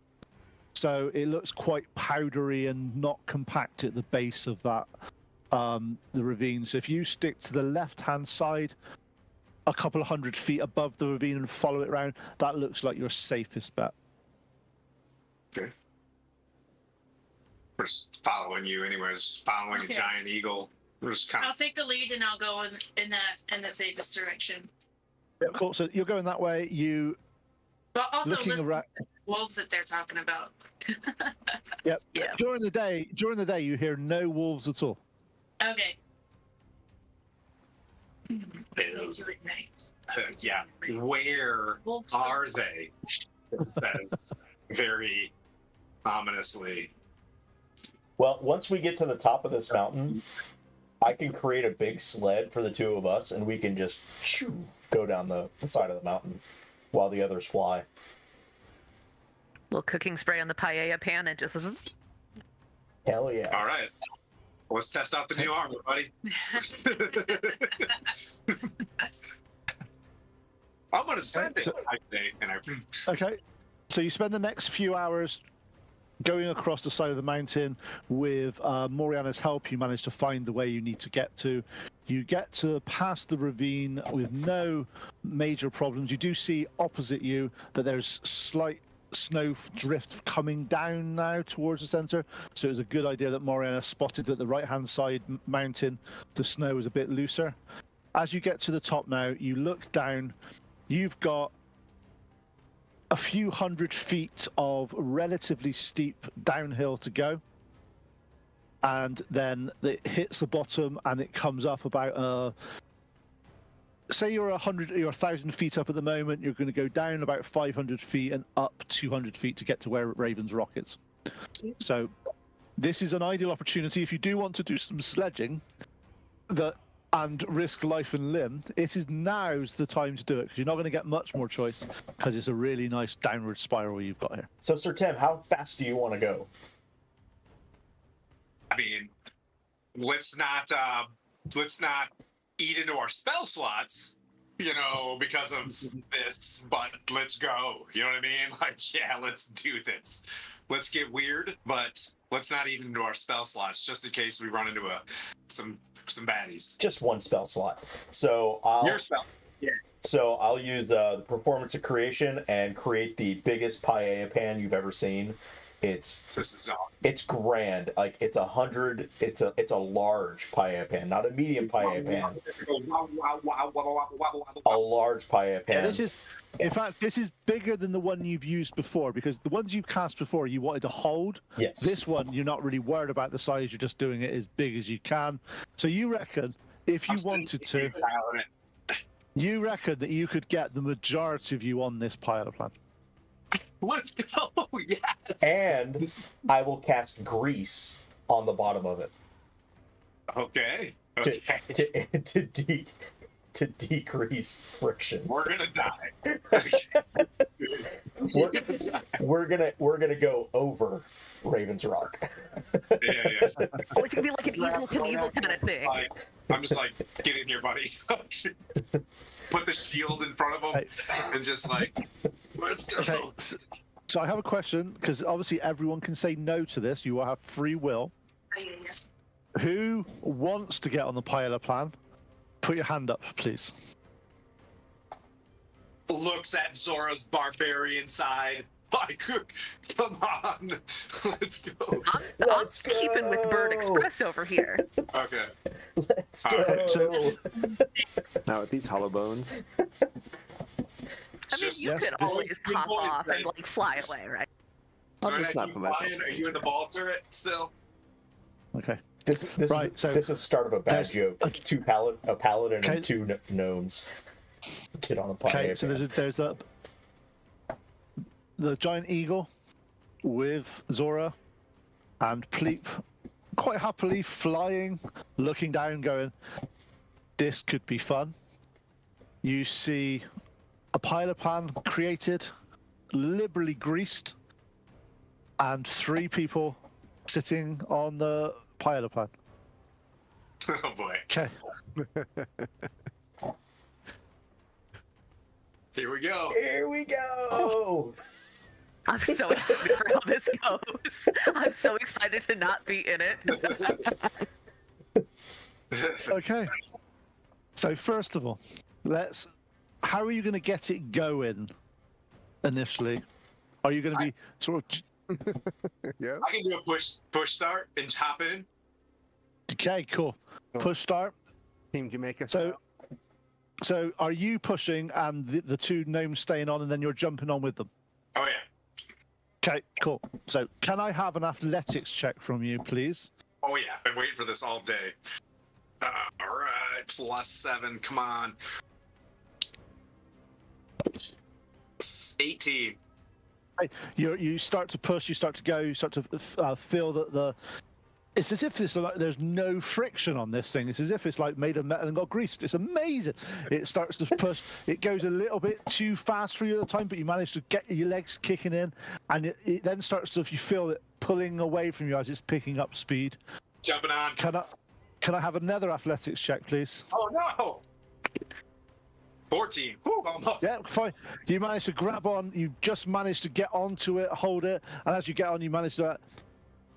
It's at this point you start to see down, and you start to be going faster and faster and faster. The speed that this is going at this point in time, that things are blurring past you. Coming up as Can we all watch? Mariana, Babies right here. I tell you. the overview of this, you guys, you look down, you notice that about 2, as you're sort of keeping track with them as they're going, you notice about 100 feet in front of them, there seems to be a copse of trees right in their path. Don't pull a Sonny Bono! I mean, he doesn't exist here. Sorry. So, as you guys are going down, Tim, you're looking down, there's lots of snow coming up. So can I have a perception check from you, please? It's quite hard to see when there's lots of snow flying around. Is that all of us doing that? I got my helmet on. I got a second. Scream at it. Okay, yeah. Cool. You 2 can have perception checks as well. Yeah, it's plus 19 for me. 14. Okay, so Noinek, with your sort of more alert, sort of you're used to the sort of danger stuff, you start to notice that where it's all white, it's all lots of stuff coming. You notice that there's a bigger, whiter area in front of you, and you, from your perception, you realize that there's a number of trees coming up fast, directly in the path that you're going to. The other 2 did not notice. Do I see a route that we can go around them? Left or right? That's all you've got at this point. I'm assuming we're going fast enough so they won't be able to hear me yell. You can try. All right. You're just fine. I'm gonna yell lean left, and if that doesn't work, then I'll use my telepathy to tell them lean left. Okay. You hear. Can I have some perception checks from the 2 of you, please? Go on, just a. It's a low one, just to see if it's funny. 14. 20 did it. I just lean left and start. Yeah. You feel Noinek sort of push to the left and sort of scream left. You hear it just about, and you manage to get out of there. Now, could I have from each of you an athletics check, please? Oh boy. That's not good. Now Oh, 20, natural baby. You too. Ah, nice. 21 for me. So that's 16. athletics is 23. So you're telling me that the two people that should have done badly were better than Tim at that? Yeah. You gotta love dice. Dice is great. As you start to lean over, halfway through this, with Tim's leaning over, you guys realize it's not going where you need it to go. So instead of staying where you are, you shift to the left-hand side of the pile pan and put the weight on it. Actually, and it turns around. As you get down there, you go past and you see it, the branches of the tree go over the part that you've just met, and you're about. Bird people, you're up there, you're looking down again, you're seeing this, and they are picking up speed now. In fact, no. the fact is that you can't keep up with them. They're pulling away from you as they're going down. This is the best idea ever. Wow. I think Yeah. Eagle thinks it's funny. No. No. I think anything's bad. Like, I guess we'll help them after the fact. Like, we'll try to catch up to them, but. Okay. So over the next sort of 5 minutes or so, it's picking up speed and it's pulling away from you to the fact that they're probably 150, 200 feet ahead of you now. And you're just basically at full sort of wings down, drop, trying to get to them, and they are going some. Now, you guys, could I have athletics checks from each of you again at the moment? What you're finding now is the speed that you're picking up. Any little bump, you are bouncing, you're coming a little bit loose. Tim's grabbing you as you're doing things. So can I have, so Noinek, Bork, and Timothy, can I have an athletics check? So Noinek, what'd you get? 8. Nice. What'd you get, Bork? 19. Nice. What'd you get, Tim? 17. Right, okay. This time, as you're going around, you see it seems to be veering to one side. Noinek Noinek sort of goes up, and you see him sort of about a foot above the pilot plan, starts to drift off as you're going past him. You see Bork and Tim grab him and pull him back down, and you manage to get it landed, and you Yeah. Hey, guys. okay. Another couple of minutes go by and you're batting around this sort of stuff. Another athletics check from you guys. Noinek. Oh, yes. Mm. That's a 16 for me. Okay. Bork. 21. Nice. Tim. 21. Bork and Sir Tim are just. We're just Yep. grabbing Noinek and pulling him back in. Feel the rhythm, Noinek on feel this the time rhyme. with the you realised last time that you basically moved a little bit to the left when you should have moved to the right. This time you hit it, you come and you sort of stand together and you're sat down, but it is still picking up speed. At this point, things are now so blurry that you're actually having trouble seeing anything in front of you. So if there is anything in the way, you've got to decide. A question for you now. We've actually can have some perception checks from you, because you guys you might be able to pull off seeing something. Oh, nice. Dirty 20. Hmm. So Noinek, what do you get? 16. 16. Bork got 20, and Tim? Nice. 9. Okay. Bork, you're paying attention, you're trying to see stuff. You see that there's a bit more trees to your left-hand side and in front of you, so you need to go right this time. That's the only path available to you, is to go right. So can I have an athletics check, please, Bork? Because unfortunately, we've got to see if the other guys notice this in a minute, because you're... Let's see. What do I if you roll get there? badly, you don't do it particularly well for them to notice that you need to go right. Because it's too fast now, and there's lots of... In fact, who's screaming like a girl? Which one of you? Tim, right. Using Built for Success, that gives me a 14. Okay, yep. 14, you manage to sort of pull it to the right. Tim and Noinek, you feel Bork pushing to the right. You don't really know why, but you go with it, and you go that way. Can I have an athletics check from both of you, please? We'll leave your 14 for now, Noinek. It's, for you, Bork, is fine. 16 for me. Tim? 21. Nice. Again, you go around this this time. At this point, you are all feeling a pretty... Actually, can I have a Constitution saving throw from all of you, please? Constitution save? No. Save. Okay, everybody gets a +2. Yeah, 7. +2 from the... Did you get your +2? Yeah, that's 7. What'd you get, Noinek? 15. Nice. What'd you get, Tim? 23. Okay. Now, Bork, if you had a stomach and you actually had eaten and you all that sort of stuff, you'd be feeling quite nauseous at this point. But being an auto name, you feel a little bit out of sorts. It's not quite right. Your oil's in places it shouldn't be at this moment in time. It's like, hang on, this is a little bit. But you're generally okay. But Noinek, you're just on the limit. You are starting to feel like it's like that you want to hurl, but you don't. You hold it in. You're like, you've got this. But it's got to the point where you don't really want this to go any faster than it's going. What do you want to do? Start.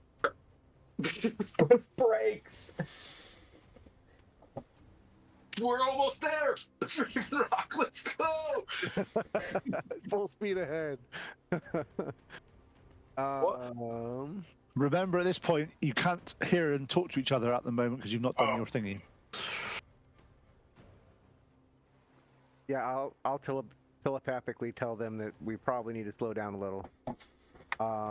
Maybe Tim can use a sword or something behind us, and We have shield too. That's a lot of drag. I just don't know if you'll be able to hold on to it. We can definitely find out with an athletics check. So, Tim, Tim, you bring out your shield, you jam it in, trying to hold it in place. It starts to pull out of your hands with the amount of snow and the speed you're going. Can I have an athletics check, please? 23. Yeah, you manage to pull in. You basically pull it down. Your arms are rippling with muscles. You're burning as you're pulling this in. You feel that your pilot plan is slowing down a little bit, and it is slowing down reasonable. Noinek and Bork, because you're looking the other way at this point, because you're looking the way you're going. Could I have some perception checks from you, please? Oh no. No. That's a 7.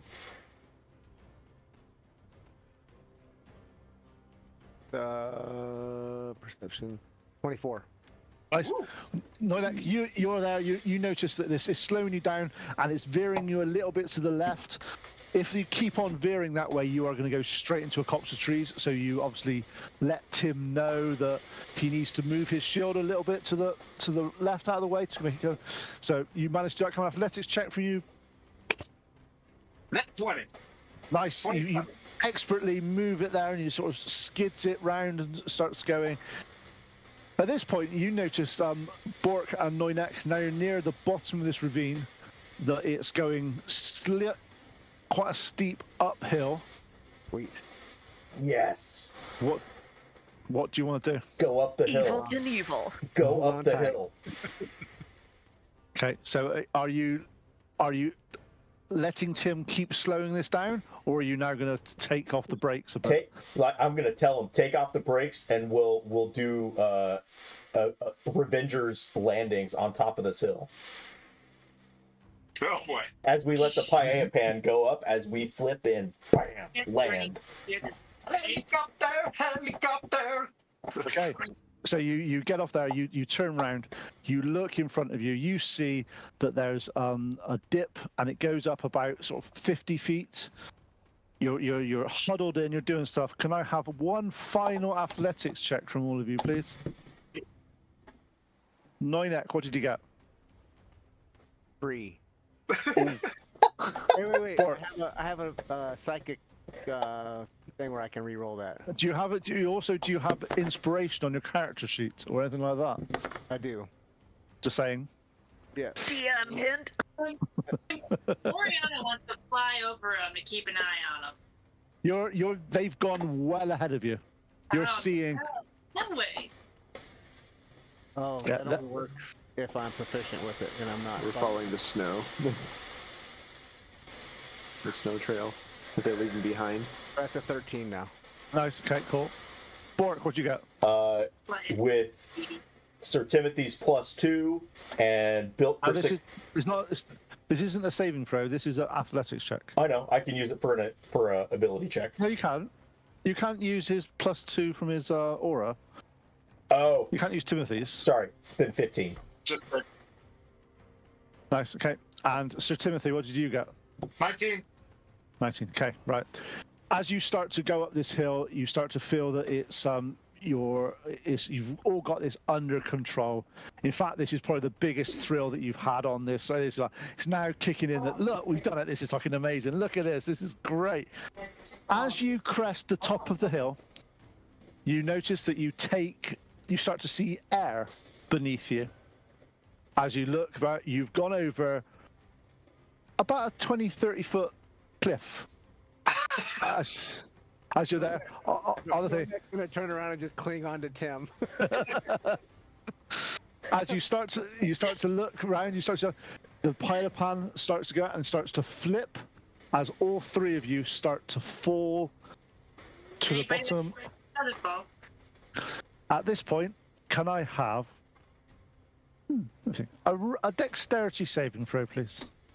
You have got +2s. I'll let you stay together for this, but some nice like that. You've not splattered everywhere. So, Noinek, what did you get? You got an addition to your deck now, don't you? 17. 17. And I look like a koala on Tim's leg right now. 17 as well. Dork. And you got a 10, did you? Okay, cool. As you do that, you're holding on to Tim's leg. Tim's leg sort of goes out to the right. You sort of you're looking up. You're looking down. You're spinning around as you go. And you don't realize it's weird. You're in an area full of white. You don't realize what's up, what's down, what's left, what's right. Everything's spinning. As you hit the snow, luckily you're in an area that has, let's say, recent snowfall. It's quite powdery snow. I'm not sure if that's a good thing or a bad thing. We'll find out in a minute. So, over the distance that you've done, Noinek and Bork, you take 7 fall damage as you bang into the snow and go in about 15 feet. Yes. Tim, you take 14 full damage and you go 25 feet into the snow as your heavily armored sort of heavy person that didn't fall particularly well. But I'm in deep. I'm 25 feet deep. They're 15 feet deep. You're 25 feet deep. Well, I'm into clinging to his leg, so I'm with him, right? You can stay with him if you want to. Here's the question: Is there like perfect outlines of our bodies in the snow going into it? Yes. Yes. Yes, perfect. There are for you two because you manage to slow yourself down a bit, but it's like a big ball of mess of Tim. As you do that, and you hit the bottom, you're a bit winded, slightly winded. Could I have a Constitution saving throw from each of you, please? No. You haven't got your +2s now because you're all spread out a little bit. Except for if you're next to Tim, you can have yours. That'd be a 12 for me. Okay. Anybody who's got below 15? That's a 5. Tim? Nat 20, so 22. Okay. Yep. So the ones below 15, you hit the ground and you're like winded. You're disoriented. You're trying to figure out what's happening. Tim's hit this. He's taken the most damage, but he's like, yeah, okay, that was all right. He's checking his arms, checking his legs. As he checks his leg, he sees Noinek attached to it. He's like, oh. That Currently, was though, awesome. Now, we'll go back to the rest of the party now. As you're slowly catching up here, you notice you're about a third from the bottom when you see a black disc like the pilot pan going up, going in front of you and flipping over, and 2 black dots fly out from this pilot plan and head over the ravine in front of you. Should have said, "My name's Noinek and the Avengers, and welcome to Jackass." And then they should have done it. As you start to fly down now, you notice that there's 2 holes in the ground. One looks very much like Bork, like this, and it's like perfectly down. The other one looks quite a bit more, obviously where Sir Timothy fell, but you can't see where Noynek would have fallen. He must have fallen with Sir Timothy. There's no other hole anywhere unless he sprouted wings and was able to fly away. New ability that no one knew he had. So, you guys under the ground at the moment. Currently, you don't know which way's up, which way's down, which way's left, which way's right. You are literally just surrounded by snow. And what do you want to do? Us? No, the ones that are in the ground. So Timothy and Noynek, you're together, but there's snow all the way around you. You don't know which way's up, which way's down, which way's left. You have no idea at this point. Good news, we stopped. Now let's dig ourselves out. But Which way are you going to dig? I'm gonna use one of these things. I'm gonna dig out a little bit and then take a little piece of snow and drop it and see which way it goes. Ah, see, clever person. I did not do that. I am not.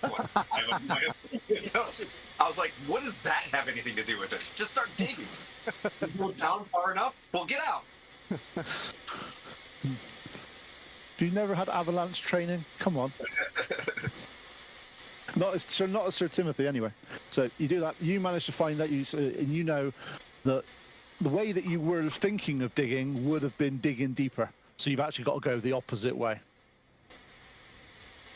We'll get back to you, Ties, in a minute. Bork, you're currently at the bottom. There's snow falling all around. It's packed in above you. By the time you realise what's happening, you don't know which way's up, down, left. What are you going to do? What's in your mind? I'm just going to start making a lot of music, really loud music. Avalanche. I'm inside the avalanche, so yeah. Yeah, I've already pulled over. I can't pull over anymore.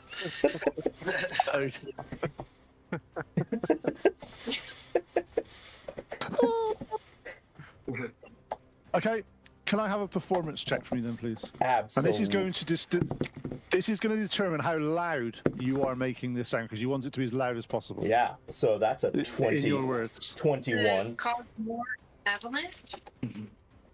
21, You start to play music. You're playing it as loud as you possibly can at different sort of pitches and vibrations. You do start to feel the ground starting to shift. Wait, that's a good way of getting us out. Yeah, yeah. A plan. It is a plan. It's good. Okay, back to you guys at the flying in. As you come over the crest of the hill now, you go there. You start to hear a cacophony of different sounds and different coming down from the left-hand side, which looks to be coming out of Bork's type silhouette. And as you do that, you start to see cracking of some of the snow around that area. On the right-hand side, you're seeing movement and a small indentation coming down as if they're trying to get out. What do you want to do?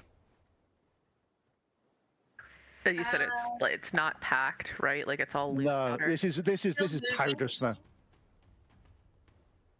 Pretty So sure was if that I dismount, I'm going straight in. Do we see any any avalanche or any kind of dangerous surroundings? Around you where you are, canvas, you have a survival check from you, please. And you'll see if you can find anything. Hey. So that would be +6, so 19. Okay, you're looking around. Actually, from where you are, there's nothing that will fall on them, because it seems to have settled reasonably well. But looking about sort of 30, 40 feet in front of them, it does seem to drift down again. So this whole bit of powder snow could just lose itself from the side of the mountain and go down towards the bottom of the ravine, which is about 25, 30 feet away. Hey guys, I've got 50 feet of hempen rope. That might be useful. Hey, Moriana, I'm gonna gnome rodeo right here. We can tie a rope together. I have rope too. Yeah, but you have wings right now. But also, I your want to rope. straight up like lasso them from Moriana the bird. Yeah, Moriana, all your items are consumed within your bird. You can't actually take them out to give to people because that's what the wild shape does. It basically morphs it all in sort of to you. Otherwise, it gets really confusing and hard to deal with. But Zora has her rope. Yes, Zora has your rope. Okay. So- Zora, can you see them? I can see the hole that they went into, right? Like, because we did the whole like Wile E. Coyote splat. Yep. So I'm gonna like lasso and throw the rope down into the little the first of the holes. So okay, you're heading towards Bork. Then that's fine. So can I have an athletics check from you, please? Yes, sir, you can, because my athletics is like +7 and an advantage. It's only advantage when you're raging. Ah, shit, that's right. Okay. Well, it's still a +7. I have an 8 because I rolled a 1. That's a gift for being overconfident. Just saying. Yeah. I've got a 7. Okay. Yeah. I am disappointed. Well, I You can start- go a little bit lower. We can go lower. I'd like to try to throw again. Yeah, you're up there. You managed to throw it the first time, and you have the Noinek shape. You have the Tim hole shape thing there, and you do the classic thing of, I'm going to aim for both of them, and guess where you aim for, and guess where you get? Right in the middle of it. All right, one more. Dirty 20 this time. I rolled a 3. Nice. This time you do it. You bundle the end of the rope a bit more together. You throw it down, and it seems to perfectly hit near the hole of Bork. It goes down a reasonable distance, then it hits snow, as if the snow's fallen in behind it as it's gone. Bork, can I have a perception check from you, please? Oh, that's good. 17. You hear quite a thunk from about 5-6 feet above to your left-hand side. You're currently on your side. It's your sort of left-hand side is where you heard the thunk from. I'll start digging in that direction. Okay, yep. Can I have an athletics check, please? Ooh, that's good. 19. Okay. Have you stopped your music at this point as well? Yeah. Okay, cool. Yes. Okay. So basically, as you heard the thunk, at that point, when you threw the rope down, Zora, the music stopped. You must have found the on-off switch. It was really good how you did that. That's quite clever. You did that. Music stopped. Bork spends the next bit of time sort of managing to crawl up. As you get there, you see a ball of rope in front of you. Grab the rope. Okay. Zora, you feel like it's like fishing. You get a bite of someone like pulling on your rope, and it's like, oh. I can fly up. You just tell me. Okay. I sort of set my heels and brace, and we sort of pull Bork up. Okay, Bork, can I have an athletics check, please, to see if you can hold on to this rope? Yeah, that's a 21. Nice. You manage to get up there. You wrap it around yourself. You hold on to dear life. You go up. You start to rise up. As you come out, you're like, well, I didn't expect to be coming out this way. All right. Okay. I thought I was. It's just a little bit disorientating, but then you manage to right yourself up, and you're fine. And to your left-hand side, you spot a hole that obviously must have been Bork and Noinek. We'll go back to Boyk and Nornek at this point. Noinek, you've done your thing. You know that that's the way you need to go. You communicate that to Timothy. Can I have some athletics checks from you guys, please? 18. 6. Okay. Timothy is there moving snow out of the way, making direction. Noinek seems to be pushing it back in, trying to get that. But you make a bit of progress, but it's a bit haphazard, and it's like as if panic may have set in at certain things. You're like, Easy, buddy, easy. We got this. if you weren't claustrophobic before, you may be slightly getting a little bit. So you managed to go out, and can I have one more athletics check from you guys? 14. Natural 20 for a 20. Nice. So this time you both help a bit more. Noinek's now put in certain area, moving things around. As you do that, you break through, and as you do that, the sunlight comes through the hole, and you see a bird in front of you, above you, with a rope with Bork holding on for dear life. And at that point, we'll take a break for until 9:20. That's the best Real day ever. Real quick, as we emerge from the hole, Noinek will kind of brush himself off and kind of look embarrassed at Tim and just kind of take a couple steps away. Like, oh, that was exciting. No more sledding for you guys. We just need a short rest. That was awesome. And then we'll go to break. We'll be back at bottom 10 minutes. How long? Yeah, 10 minutes is fine. Okay. I'll be back at 20 after. Right. See that.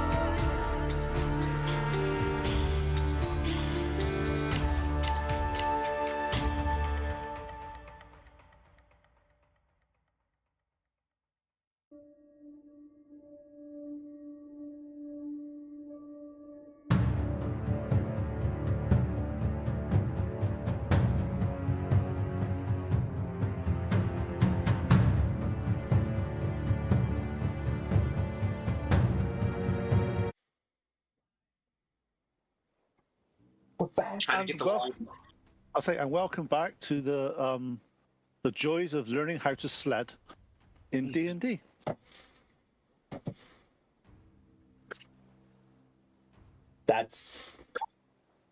That's the most fun I've had in this stupid game, and not stupid in this game in a long time. That was great. Did he just call it? He just called our game stupid. No, did you no. hear that, guys? Did you all hear that? Not our games. Like, the way the kids say it these days. It's okay. I'll just stack some. I'll stack some dice against the bard for a while. It'll be fine. Don't worry. It's worth it. You just rolled a really bad charisma check. I really didn't know. That was perception. So you get there. As you now come up out of the ground, you manage to you see your friends being hoisted above you. As you look in the direction of the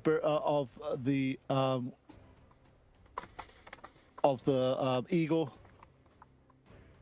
your eyes start to look, and you see that there's a small mound coming up in front of you, with an ominous black clouds forming above it. Far in the distance, a few 100 feet away, you see a silhouette of a raven sticking out of the ground. From this distance, it would have to be a very big raven or a very big statue. You can decide when you get closer which it is. At this point, though, it's about mid-afternoon. You've got probably 2 hours of light left. What do you want to do? Can we take a short rest? We got 2 hours of daylight left. We should probably either push on or We're here.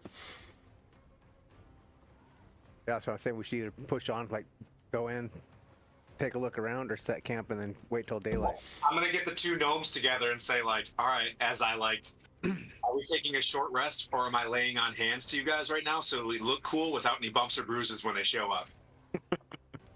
They're already here. Yeah. They've already pulled Bork out. They saw him. Okay.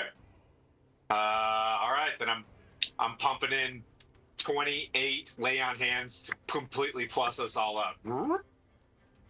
I wasn't that bad. Or we You were weren't that 7, bad. you were 7, I was 14, right? Did I do the math? Yep. Yeah, and I just go like, that was awesome. Group hug. A group hug happens. A radiant energy goes, whoom, and they look like they've not had a care in the world on this epic higher plan sledding. As you look up, though, are you staying in eagle form, Moriana, or are you converting back into human form? I will go back into human form. Okay, cool. Yeah. So you are now at the bottom of the mound. You are looking up. As you see, if you see the map, the picture, you're about 50 feet from the big monolith, and it's up a slowly inclined hill as you get there. Alright, I'm gonna shit, so my senses are sharper. Yeah. Okay, cool. I heard shift. I didn't hear shift then. I heard something else. Neither. I think, wow, that's. I We mean, all do it. I no? guess we're talking about it. My territory, it's a wolf thing. It's pre-combat, like before you get in there, you gotta. Everyone's a little more open about that kind of thing. I don't know. Yeah. Welcome for showing up during that part. I like the fact that everyone heard that. It wasn't just me. That's why. Well, she was eating a piece of candy at the same time. Oh shit! So that doesn't make it scary. So Moriana does do that. Oh. But does she do it when she's a bear Yeah. It's all in the pellets. woods? You know? Yeah, in the woods. Quietly. Okay. So as you look up, 2 seconds. Find my little piece of paper. There we go. Do So high above the spine of the world, Raven's Rock stands sentinel against the freezing winds and anemic mists. As you ascend, there's a treacherous path in front of you with wind and icy gusts coming across the path.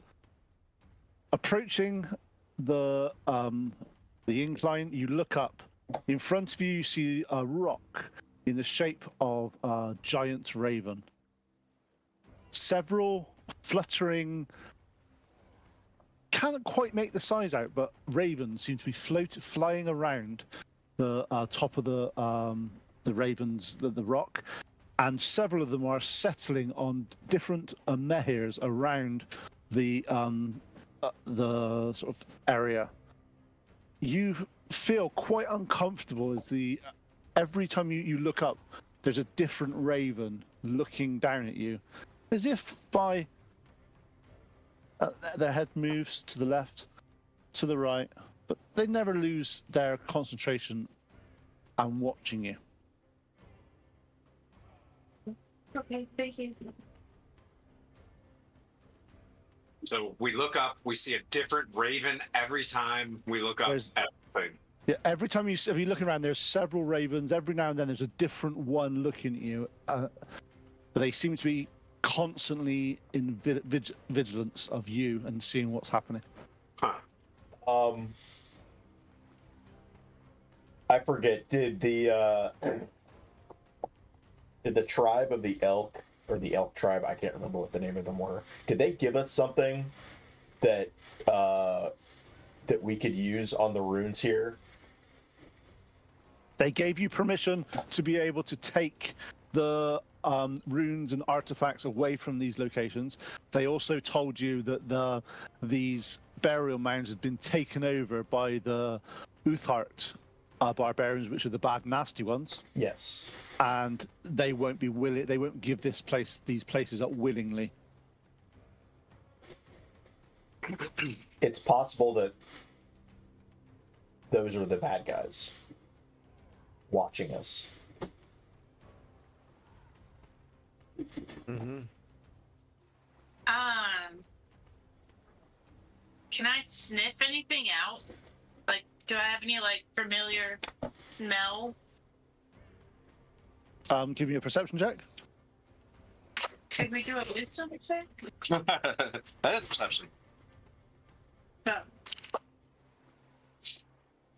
Where's my green? Ah, never mind. Oh no! I have Sorry, advantage. could you hear me? I have advantage. You guys can hear me? All right. I can hear you. I can hear you. Oh yeah, I was trying to do I was doing a perception check as well. I got a 7 though. So Okay. You perceive that those, especially with your wings and your familiarity with birds, from this distance, they are definitely larger than your standard raven. all right, let them know. They're kinku. Let the group That's know. what they are. I'm gonna take Commander as well. Third time's turn. We're all just rolling horrible. Oh. 11. 11. What did Can you I get? use my 5 cents? Oh, Hang on. What did Mariana get first? I got a 9. Oh. All you know is birds. I see birds. all you see is there's birds up there, and from Pleep's more familiarity with the feathered variety of things, and this height, this distance, they are definitely larger than your average raven. Question: if I turn into a raven, can I understand raven? Yes, but you can't communicate that back to people. Unless You'd have to convert. Yeah. I talk to her telepathically, right? Yep. Yeah, you can do that. These look, from this distance, especially now, Mariana, it's been highlighted to you that they are very similar in size to what your giant eagle was, a large creature. Well, I probably can turn into a giant raven if I can turn into a giant eagle. I didn't go through the whole list. You got it. But I make that suggestion to the party and let them know that I can do that, I can try to communicate to them as a raven, but that's the last time I can transform today. That'll be my last one. Yeah, I mean, if we can communicate with them, that would be good. But then you're out of becoming a tank if needed. Yeah. I think we have enough tanks. Not gonna lie. Yeah. Yeah. I kind of nudged Sora. I'm like, let's super sleuth this. Hop in there, Okay. infiltrate. Something the supplier, something the dealer. Okay. Noinak, do you want to come with me? Sure. And I'll Psychically. Can I turn into a giant? I do not see Raven? giant raven. You won't be able to because they're actually giant vultures, just reskinned as giant ravens. But there are ravens cruising around Yeah. here, though, right? Yeah, you Yeah. can turn into a Raven. You can turn into a giant raven. They got the same stats as giant vulture. Oh, Okay. Giant vulture. a benevolent DM to the druids. Now, if I would have asked for that, I would have turned into a goat.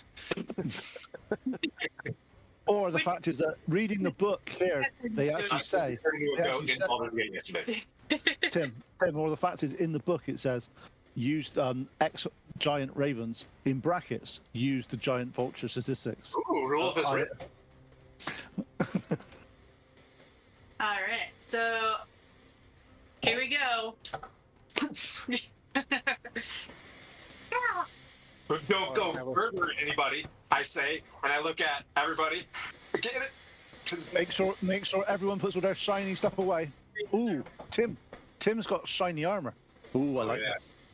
Thanks for the drink there, Distal. hey, What could possibly go wrong with your shiny armor, Tim? Hey, ting ting. A bird poops on I it. pat your head. I'm like, you go get them. Okay, as you fly up, you notice that there are about. Let me just see if I can do my math properly, just to make sure. There's 8 giant ravens floating around and flying around this area. Most of them are sat on the tops of the menhirs.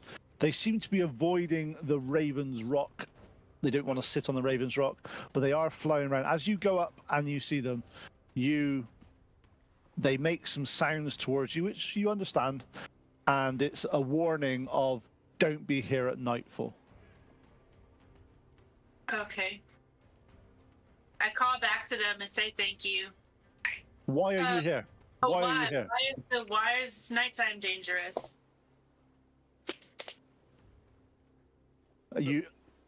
Ravens, we've got to say, ravens are reasonably intelligent for what they are. So you're hearing quite a lot of it, but they basically say, men become beasts and prowl the lands. Okay. But where? Okay. I tell them why we're here and let them know that a lot of obelisks and of power have been stolen by the giants. They're using them to raise in their power, and I tell them that we're here to ensure that this place is protected, and ask them who is the protectors of Raven Rock. Ooh, nice job.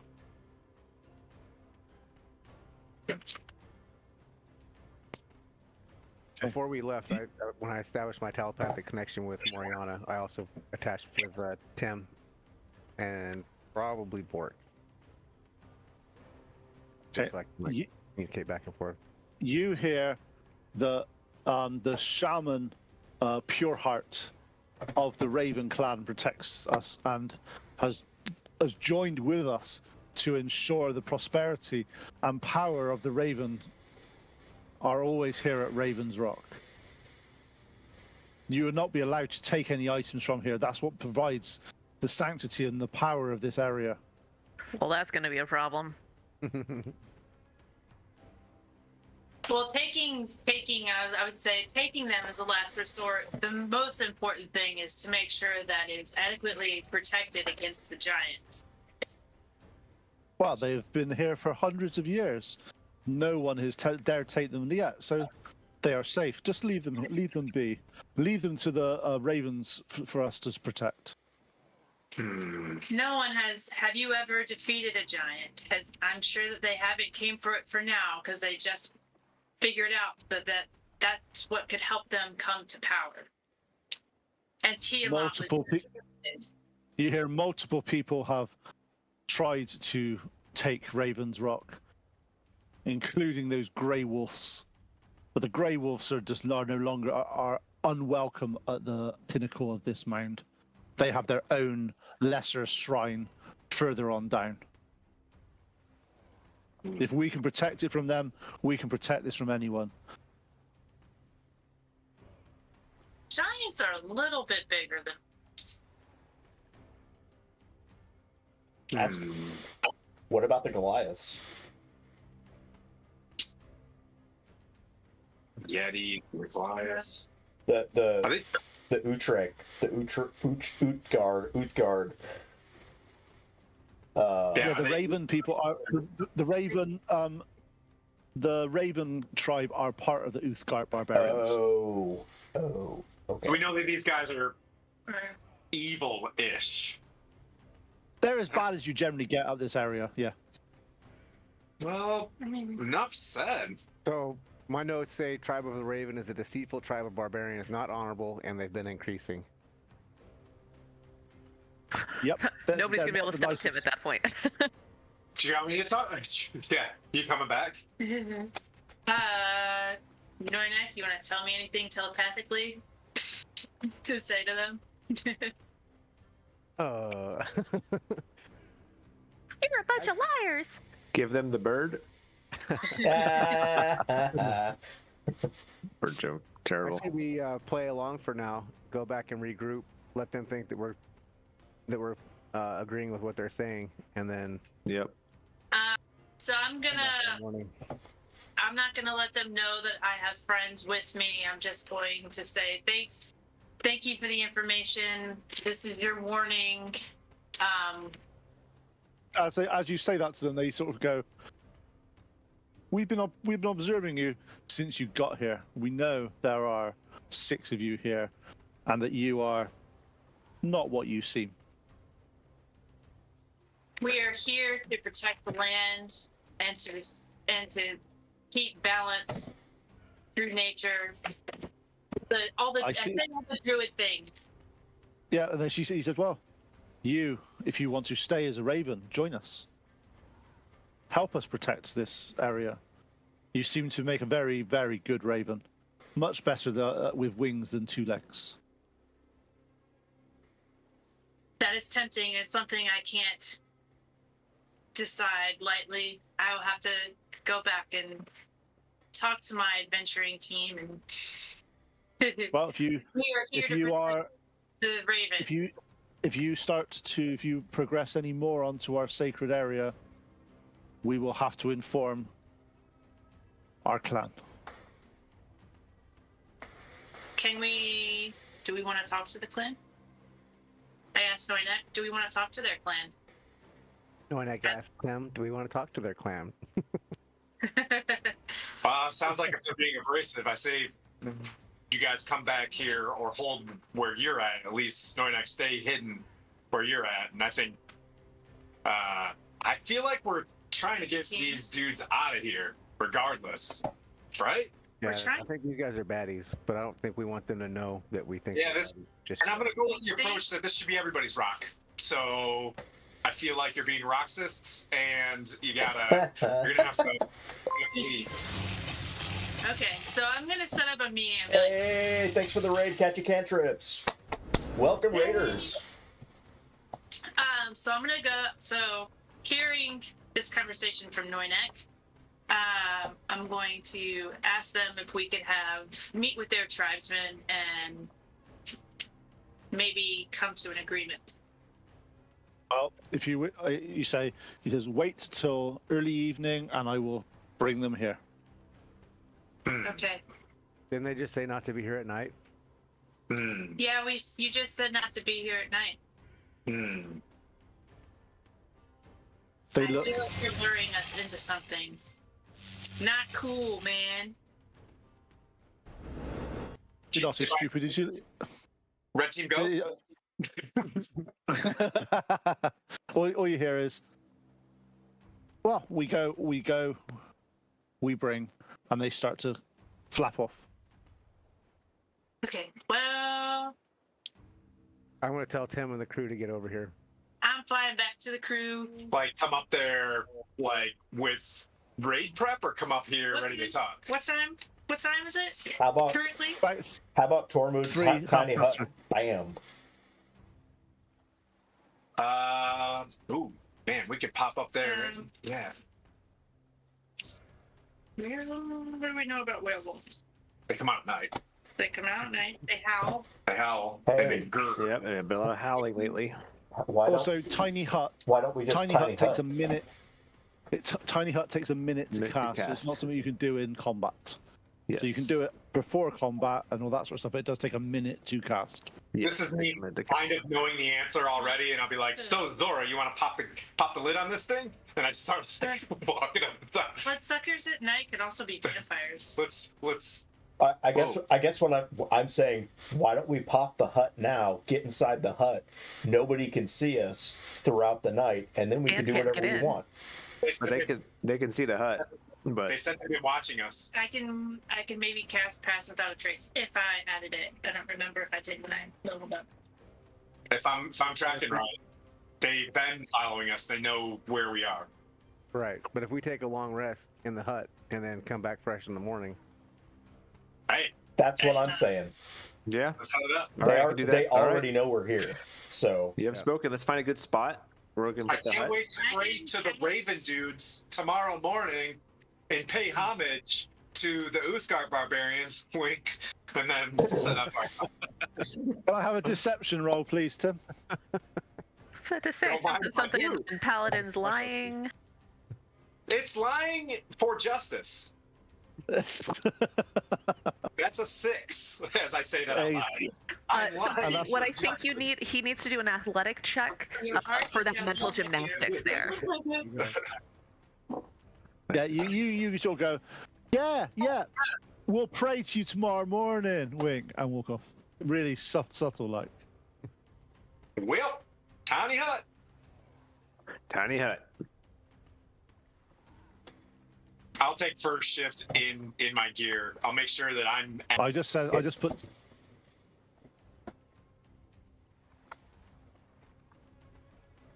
It was too much of a raid.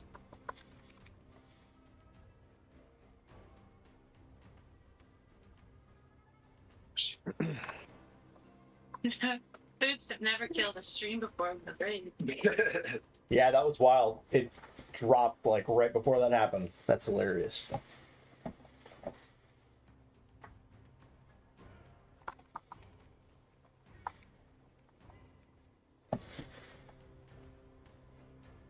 Well, we have a commercial going. I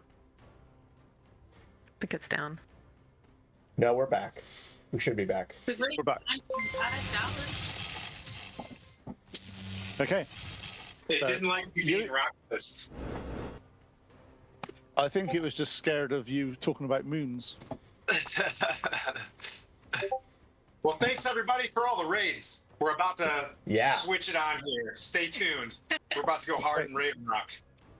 So as you're in your huts now, so the order, it takes about 3 or 4 hours until the sun starts to set and the moon starts to rise. So your hut lasts for 8 hours, doesn't it? It does. Yeah. So So if I did you've it that had- early, it wouldn't last through the whole night. There is that, yes. So 3 hours in, it gets to night. Night starts to fall.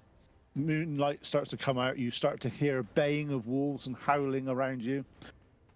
Who's on the first nighttime shift? Was that Tim? Can I have a Wait. perception check from you, please?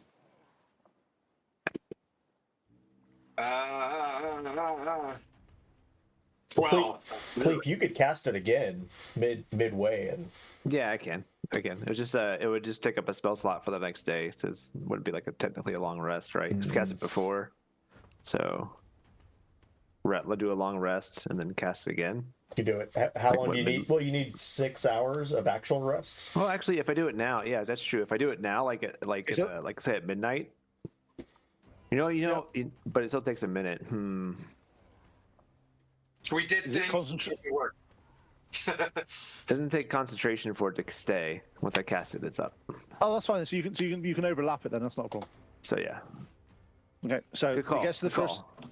Like first that. night. So we're First, gonna have it first- up the whole time.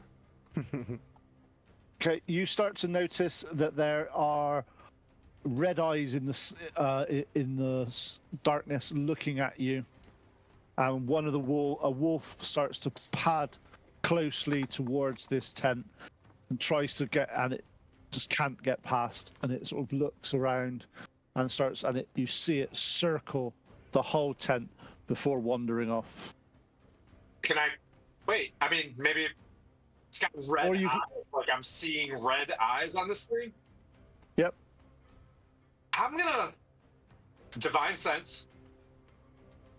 I guess it's not a fiend, so whatever. You know. It's not. Your sense doesn't leave the tent. Oh, I'm gonna go. You guys mind if I go communicate with this thing? Do you really I'll want fight to? some fight. Yeah. What if this is the good Question. guy? What if this is the good guy? If you leave the tent, are you able to go back in? Yes, they can go in and out as they want. I can't leave the tent. If I leave the tent, it Alright. disappears. Hi. Me. So you going outside, are you, Tim? We're all asleep, right? And Tim's on guard. Yeah, Tim's. You're all asleep. You're all asleep, and Tim's gone out on his own. Is that what you're doing, Tim? Well, I don't want to put it that way. I just want Bad. that if there are two things out here and they were just saying that they don't like the wolf guys and the wolf guys are the little guys, me, a paladin goes, hey, I'm gonna go talk to these underdogs. Why don't you just poke your head out? Yeah, I'll say, hey buddy, I'm Tim. I've been sent here from the tribe of the elk tribe. As you do that, the wolf sort of makes a sound, sniffs over its shoulder as does that. Two more wolves come out. Oh, buddies. Hey, good boys. Mhm. Or girls. Or Okay. girls. Puppers. Yeah. Who's You a see- pupper? You see the wolves look at each other, and then you see them separate. And walking from behind them on two legs is a wolf man-like creature. Oh, talented. So, Jarak, Elkhart, and a couple other, careful down there, folks from the tribe of the elk has sent us to rid Ravens here. He's walking up closer to you, so he's near you.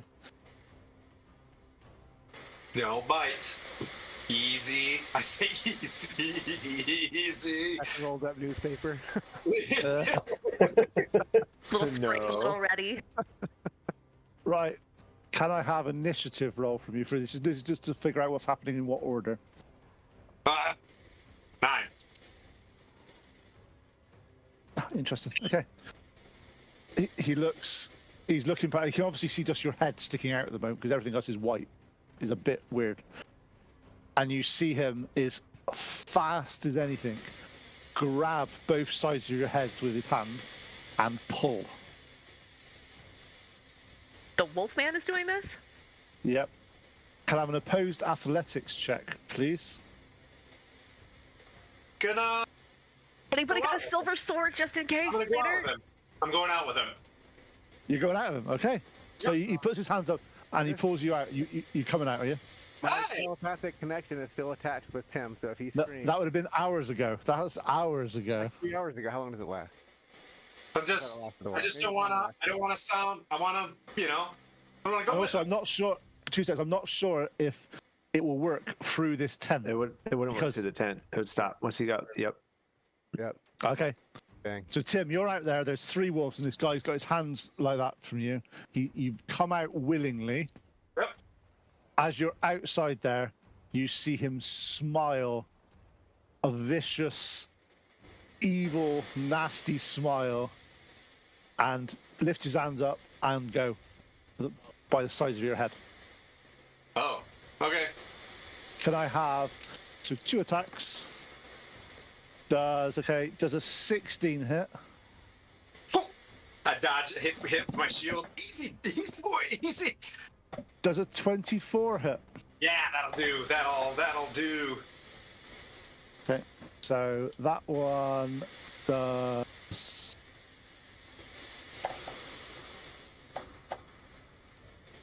8 slashing damage.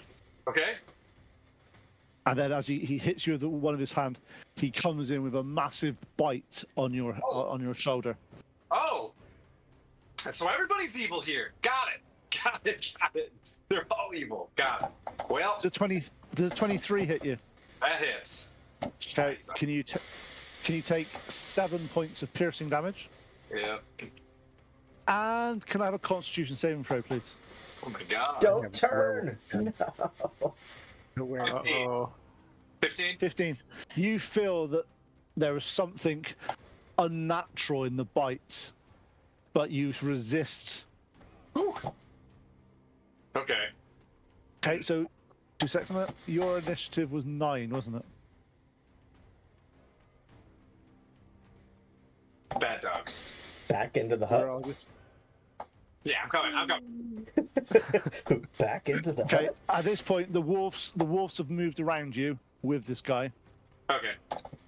What are you doing? It's your go. I'm barreling through the wolves to get back to the tent. That's an action, a strength check, whatever. No. Going for If you're going through that way, it's fine. He hasn't got hold of you at the moment, but Yeah. there And are then- some attacks of opportunity going along. Sure. Give me a second. Well, I'm a jerk. Whoopsie poopsie. I'm getting my wake up announcement. I'm thinking of how angry everybody's gonna be at me. My hunch was wrong. Okay. First wolf tries to hit you. Does 15 hit? No. Second one, 22. Yes. Jeez. Holy crap. Wolves get pack tactics. They get advantage on their attack rolls when they're next to each other. 12 points of piercing damage as they bite. One of the wolves bite you. Okay. Third wolf doesn't hit you, Okay. and then the werewolf tries to bite you one more time before you get away from him. Oh my god. Everybody's 21. DMing me anger messages right now. This I one didn't go. DM that directly to you. I put that out for the whole group. 20. Is that 21 to hit? Yes. 7 points of piercing damage, Oh. and a Constitution saving throw, please. 9. That'll do. That'll do it. Okay, you feel that something has entered you, Got it. and Great. Against your will, it entered you. So Yeah. Hey, you Satan's not even allowed to do that. Come on, man. All right. so you feel your shoulders starting to throb and ache, but you do manage to pull away and get inside your tiny hut. Oh my god. I just walked in there. So everybody wake up real fast. I made a big mistake. We can talk about it tomorrow. why are you bleeding? A werewolf during the daytime. and I'm half dead. So I think we could stay in here and continue our long rest, but do not go outside. Tim, why are you bleeding? Does anybody have remove curse? 4 stats. No.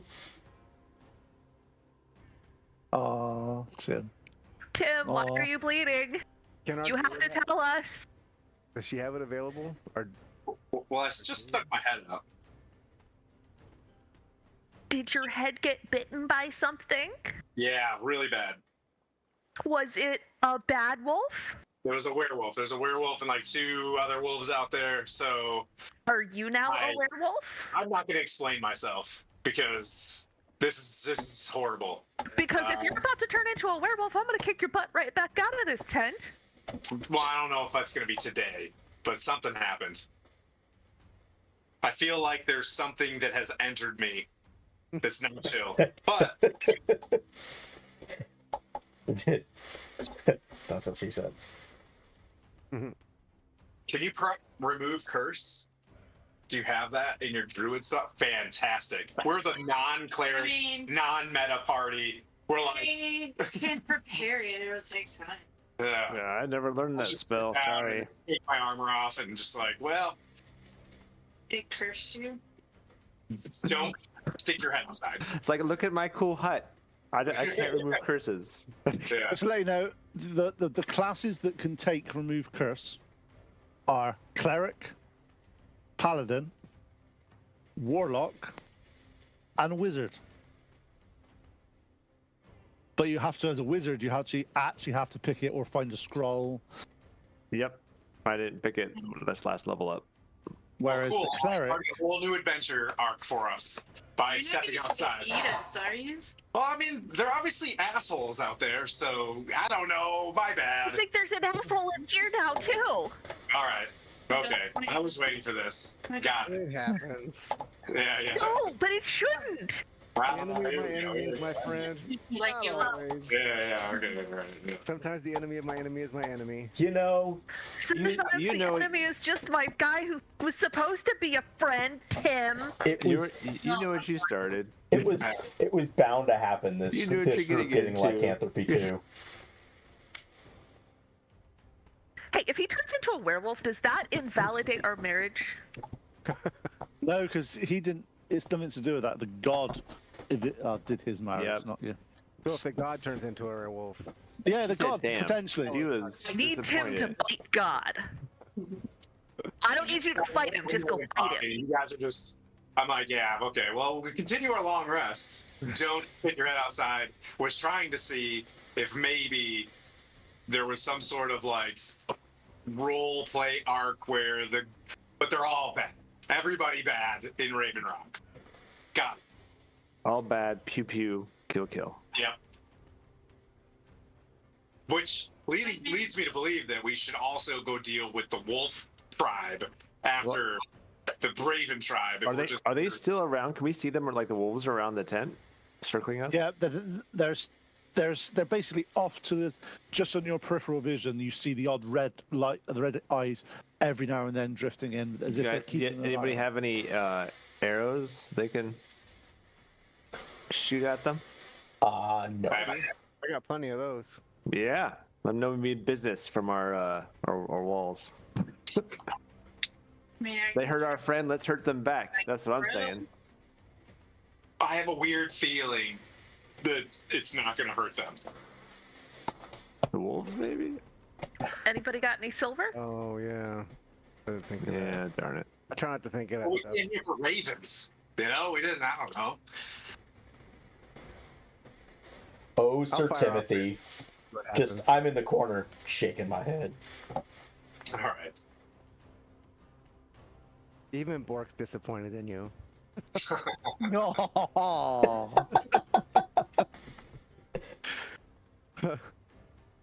Okay, so are you gonna shoot any of these things with what? Are you gonna shoot them with and all that sort of stuff? Just so I know. I'll pop one with an arrow, see if anything happens. Are you hitting at the guy on 2 legs or the guy who's on 4? We'll start at the bottom. We'll hit one on 4 legs. Okay, could I have an attack roll, please?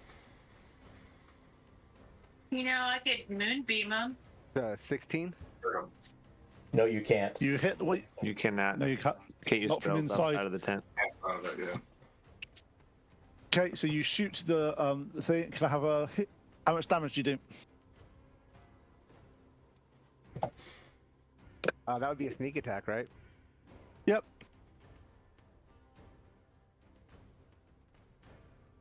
Ten. Well, plus 3, 13.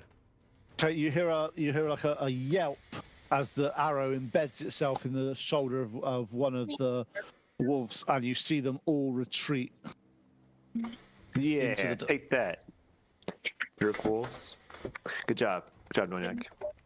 As you are there, you do the 2-legged werewolf does walk a bit closer, seeing where you'd fired from as well. I'll shoot one at him too then. Okay. Roll Yeah. to attack. Can't kill him, but he can probably feel pain. So I got a question. My psychic daggers are not spells, so could they pass through this?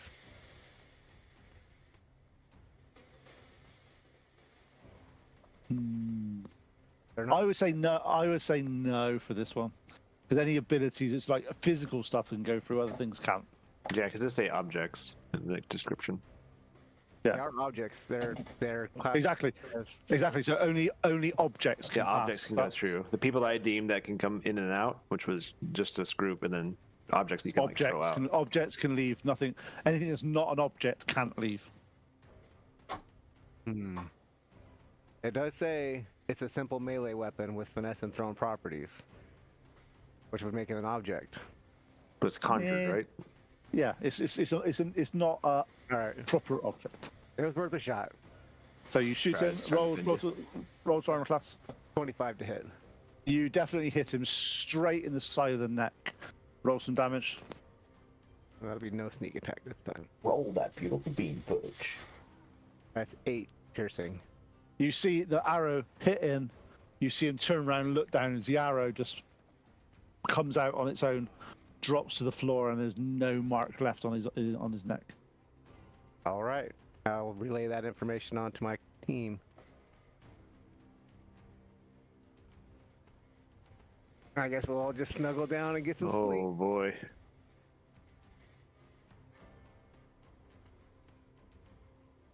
So you see him just looking around. You see him trying to sort of work out how to get into this hut. For the next hour and two, he's still pacing around trying to do it. And you see him just, with disgust, sort of shake his head and walk off into the woods. He's going to take a shift, isn't he?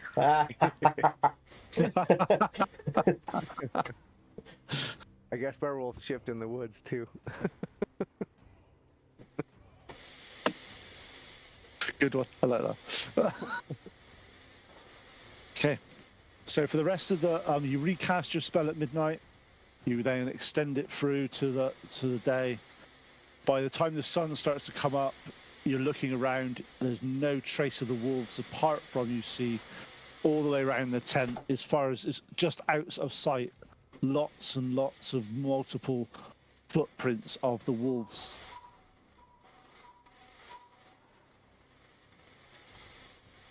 They lead in any particular direction? No, they seem to have been pacing around to ensure that you weren't leaving or keeping an eye on you, seeing what's happening.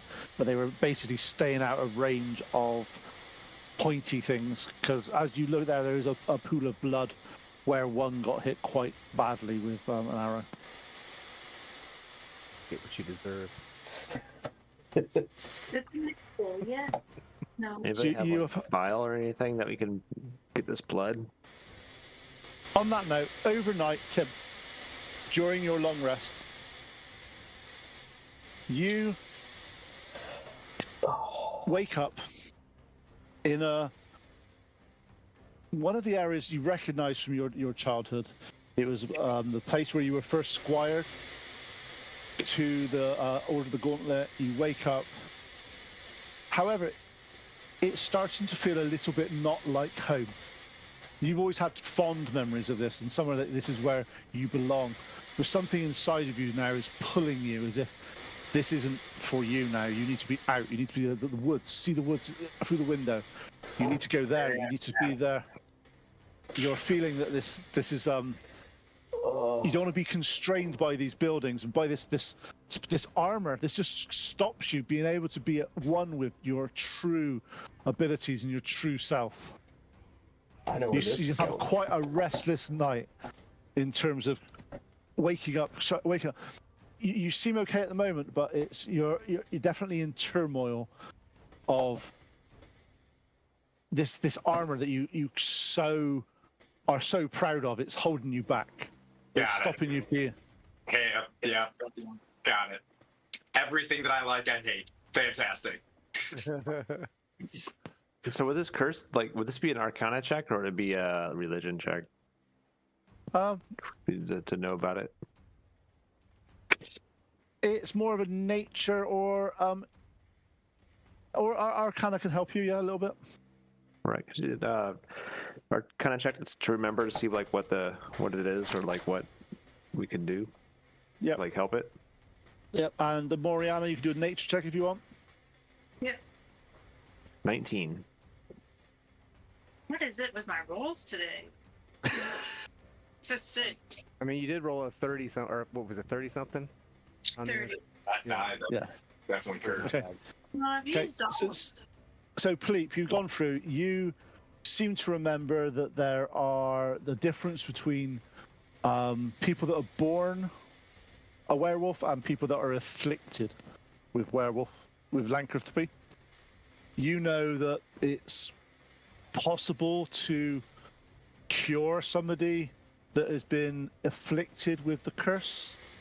However, the longer you leave them with the curse, the more prone to the urges and the transformations will happen to this individual. And normally, during those transformations, they have no control over themselves, and the beast within takes control of what they do. Do I know how long I have until like that becomes a problem? Like figured? Do I remember that? No, it's one of those things. It's different every person. There's lots of different ways of doing it, and there's not a exact in 3 days' time at this point this will happen. It's different for each person. It also depends on how much they fight it, how much they do it. There are people out there that get bitten and fully embrace the lycanthropy, and then they leave society and are never seen again. So it is something that happens, but you know that it's generally when it gets to the first full moon, which you know is about 2 weeks' time. So you know if it gets to 2 weeks' time, that's closer and closer it gets to the full moon. Transformations and issues will increase up to that point. Well, if anybody can set a record for fighting it off, it's Tim. It's okay. The funny thing is, Tim got one of the other characters with a were-rat. So, retribution, what you're saying. I got it.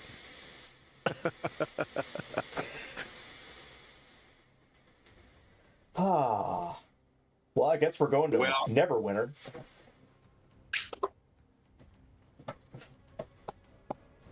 Yeah, never curse. Yeah. So we have 2 weeks. You know, from your Arcana check, you also know that there is definitely a spell called Remove Curse, which is a level of spell that you're able to cast if you can find someone that can teach it to you. You also know that there's other classes that can assist you.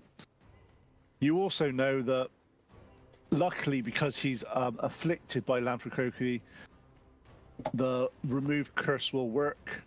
But you do know, and you heard of a legendary spell, which it's only by myth, really. It's a spell called Wish, but that may be able to cure a natural-born werewolf. But it's such a rare spell that wasting it on that type of thing is something that you wouldn't have seen that somebody would do.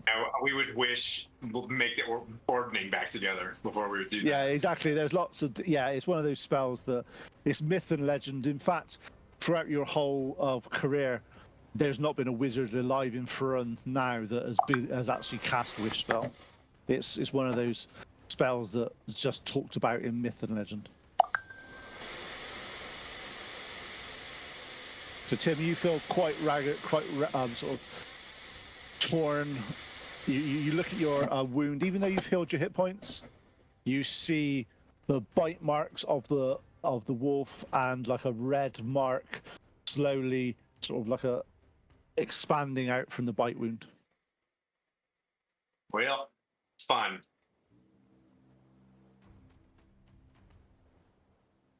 I'm not coming up with any more ideas for the rest of this session. I'm just sitting down like, wow, I stuck my head out of that. Fantastic. All right. All right.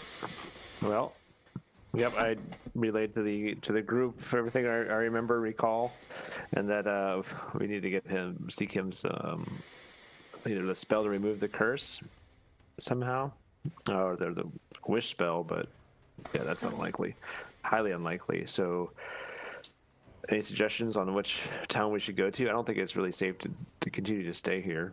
Well, you said I mean, we have 2 weeks, Well, right? Yeah, we got 2 weeks. Let's finish up what we're doing here. Yeah, we're here. we just Okay. gotta just not ignore this, and we need to head towards a Neverwinter. cleric. Probably Neverwinter.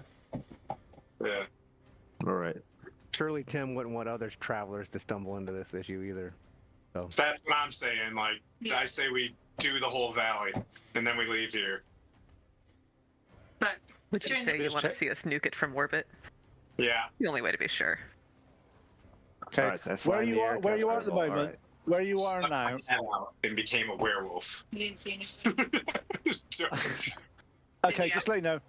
Raven Rock to Luskan from here, you're looking about 6 or 7 days. You know Luskan's quite a reasonable sized town, but it's more of it's definitely a backwater town. You Mirabar. also, yep, and Mirabar is closer.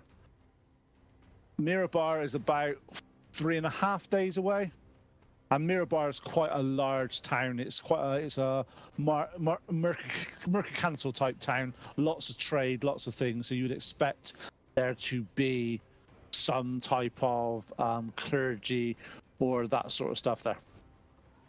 Well, I don't want to say that I'm mad, guys, but I am ready to clear this rock of ravens if, No. Let's do it then. Okay. Let's So- mess them up.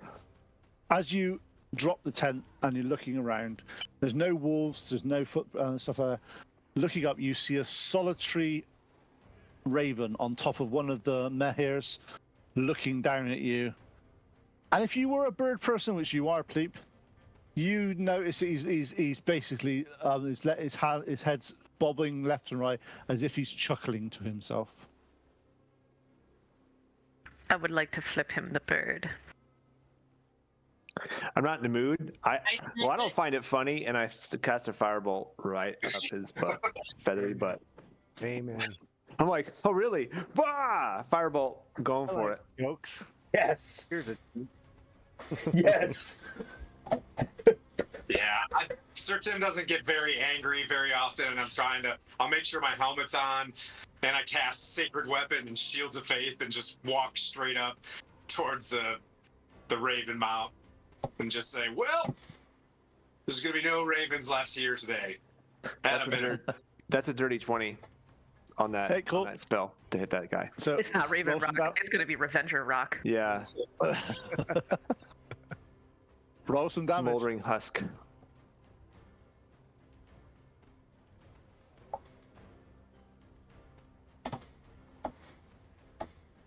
I see me just go up to it and be like, nope.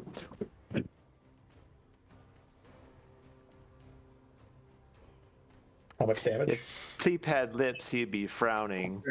A thingy. So how much damage did you do?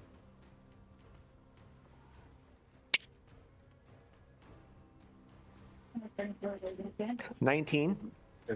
Nice. You fire the firebolt right up. You take off nearly one of its wings completely. There's a few feathers left on there, just about enough to keep him aflight. And he lets out a big screech. And at that point, cast some initiative, please, guys. Knowing next bobbing his head, imitating what the bird was doing as he fries. Okay. So Please. first of all, did anybody get above 20? No. Did anybody get above 16? 18. 16. Okay. 17. So,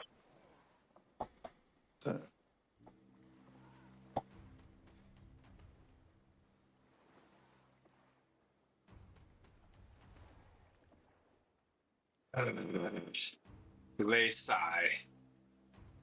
okay. Did anybody get above 11? 14.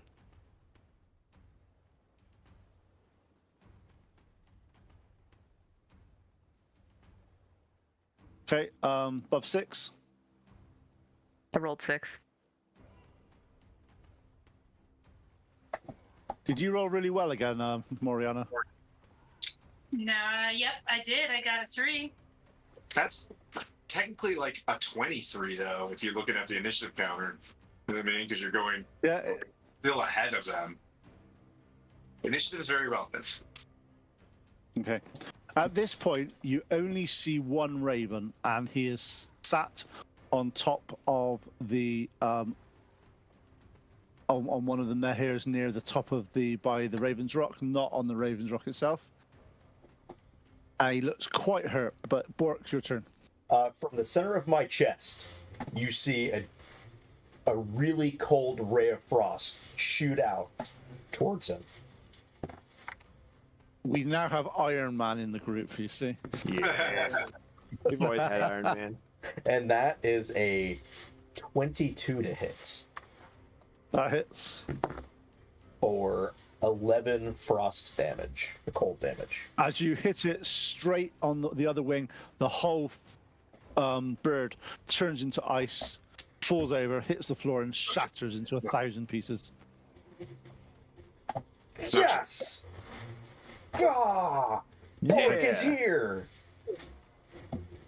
Tim, you're up. You see no other people around at the moment. Okay, I'll run up onto the rock that the ravens they're avoiding to see if that stirs the nest. Okay, so move yourself up there. As you get up there, what's your passive perception? Passive? Purper? Yeah. Purpers? It's a good question. It's 11. Yeah, it's 11. Not good. Not great. Okay. You think you see movement the other side of the Raven's Rock, but you're not quite sure if it was just a shadow moving or is the fact that you were running so fast that your head moved a little bit. But you do feel that there's something there. You're just not sure quite. On the other side of me? Yeah. Yeah, the other side of the Raven's. I'll rock. just make a signal to anybody that sees me that there's something over there. Pleep, your turn. All right, I want to take to the air to see what I can see on the other side of the statue, the Raven Rock. Okay. Then, As you take to the other side there, you see a man dressed in raven fur, raven cloaks, a real dark raven, sat there with his hands on the bottom of the statue, and you see sort of power leaving his arms and going into the statue. how close is he next to Tim? He's the other. Tim can't see him. He's currently the other side of the Raven's Rock. Well, I hope this should protect him. Fireball. Fireball. Nice. Yes! Do you not? I love the fact that you guys have literally gone to like. No, we'll see what happens. Okay, it's going nuclear now. Yeah. You want to nuke it from orbit? I'm gonna nuke it from orbit. Ah, fireball. All right. He has to roll a 15 or higher dex save. This little 2 dude. seconds. We're gonna find a shaman. Shamalama ding dong. I thought I asked you to find a shaman. We're not friends today. Yay! You stuck your head out. I gotcha, pal, buddy, bro. Is that a dexterity saving throw? Was it?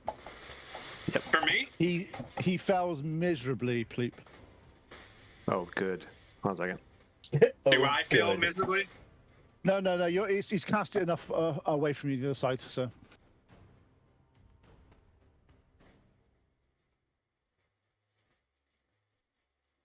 So go into listings at the bottom. Yep. So monsters, filters, challenge. You can go to 0 to 2. 0 to 2. Are you waiting for me to do something? I'm sorry. Or did we lose? Nope. Okay. 31 points of fire damage on that dude. Right. at his butt. Whoa! Okay, the shaman, you see him sort of feathers all aflame. As he sits down, he casts off his cloak, and underneath him you see that there's various tattoos of... Actually, can I have an Arcana check from you?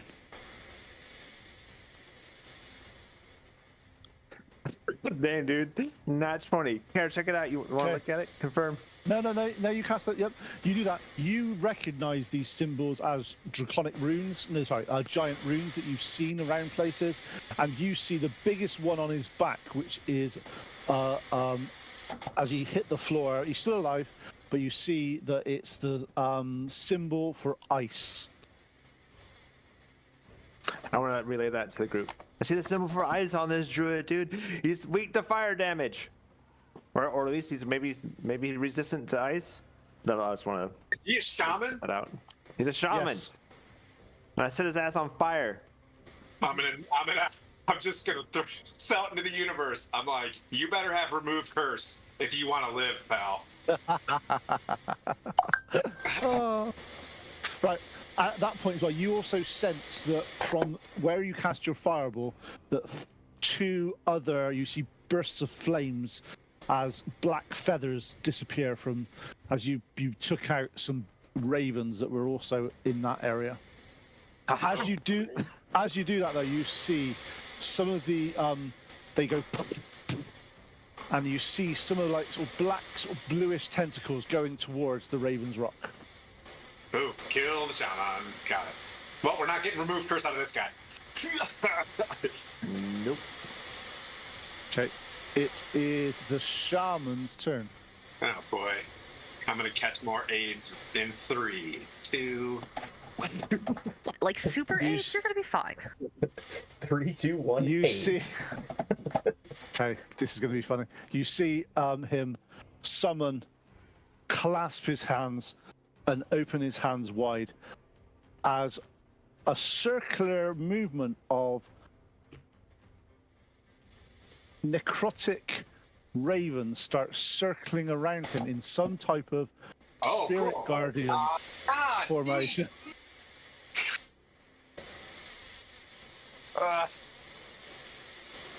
He's so mean.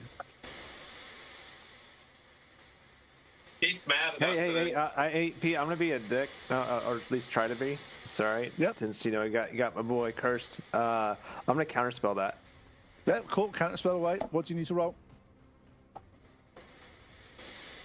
So it's if it's higher than a third level spell. If it's higher than that, he has to get a 14 or greater. No, it is a third level spell. So as you see him So it cast counters it, it. you see the necrotic ravens starting to form, starting to spin round, and as you sort of sit there, you hold your hand up and you basically shout, "No!" As you do that, a beam of light leaves your hand, hits him square in the chest, and as he does that, the aura shrinks into him and just dissipates. Hell yeah! I'm shop right now. Well, That's my husband. That's my husband.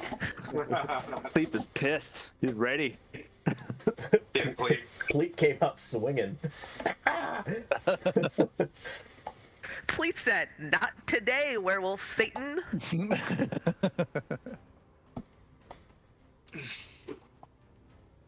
Okay, it is now some ravens go.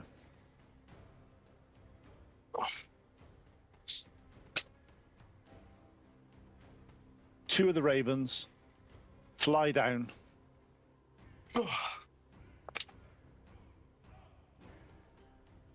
Ravens.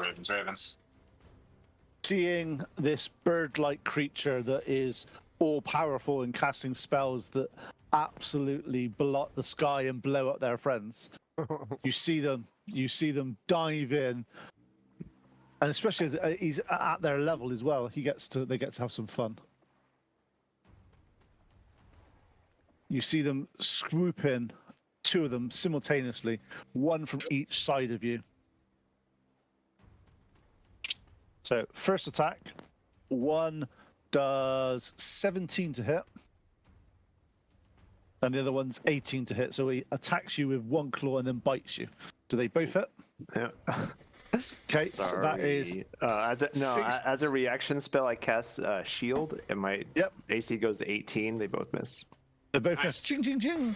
The other giant vulture tries to do the same. One does a 18. No, sorry, 21 to hit, and one's a 17 to hit. Yeah, 21. So one misses you, and the other one hits. So the beak hits you for 7 points of piercing damage. Oof. This has turned into the Battle of Pleep. Now, with all the cool spells, I don't have a lot of hit points. I'm like half of your guys's. So it's so weak. Okay, Noinek, you're up. You're not allowed to have stop for snacks. This is like combat. He's like, I'm just waiting. This is not combat. Everybody keep your shit together. It's spicy heat.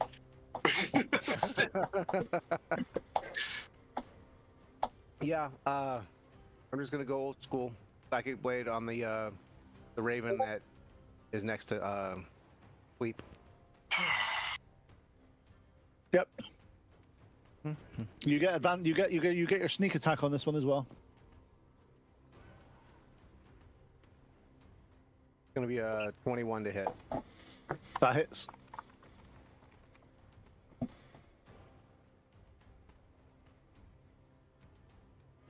Ooh, it's free now.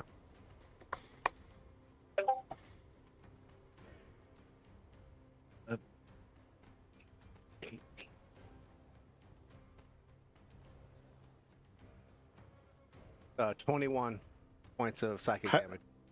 How do you want to do this? Ooh. On who? Its eyes roll back in its head and it just tips over.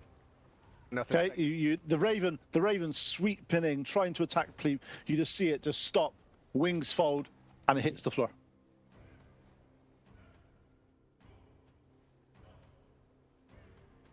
Yep. Nice.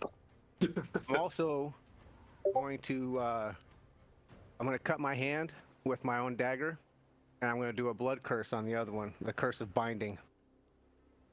Nice. What's that do? It has to do a strength saving throw, DC 13. If it fails, its speed is reduced to 0, which means it falls from the sky. It falls and it falls from the sky and hits the floor and does some damage to itself. All right. And that's it for me. You also take damage from that, don't you? No. Only if I... No. Oh, okay. The cutting my hand was just for theatrics. So that's fine. Zora, you're up. There is currently a downed raven trying to flap its wings and can't take off on the floor. That was the one that was attacking your husband. There is the shaman that's the other side. It's about 50 feet away from you. I am going to use my... I think I have this... I do like the fact... I love the fact you dropped the raven. He's got his feet in the air. I think that's brilliant. Well done, Tim. I know, I love that. So I'm going to go to the one that's on the ground. We're not talking. And I'm going to hit it with... I have that maul +1, so I'm going to come up and just... Bam! Okay, you get advantage on your attack roll because he is prone. Yep. And I can't rage. Can I rage at the start, or do I have to attack first? No, you can rage whenever you want to, and it's always it's always as a barbarian, first thing you ever do on any sort of combat is say, I rage. And then do stuff. So I'm raging first, and then I'm going to roll up and drop this maul on it. With advantage, obviously.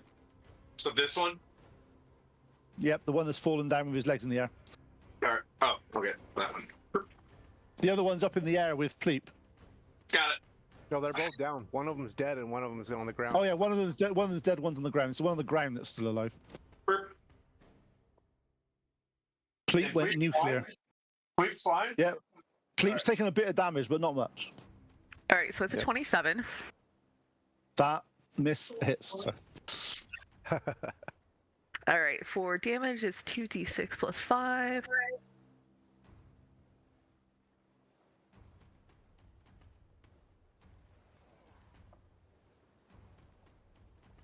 Nine.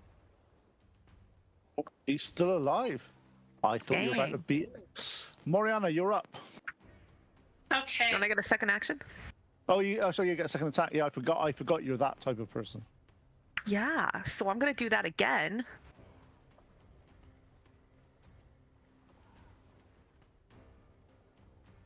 Got it. 2 + 8 for 10. Well, that's even with advantage. Yes. The other one was What? 1. You missed. He is still alive. Whiff.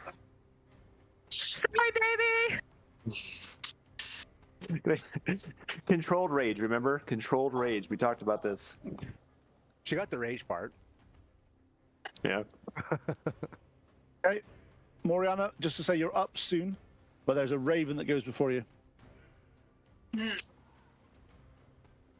And there's no surprise where this raven's going to go. Pleep. Which one?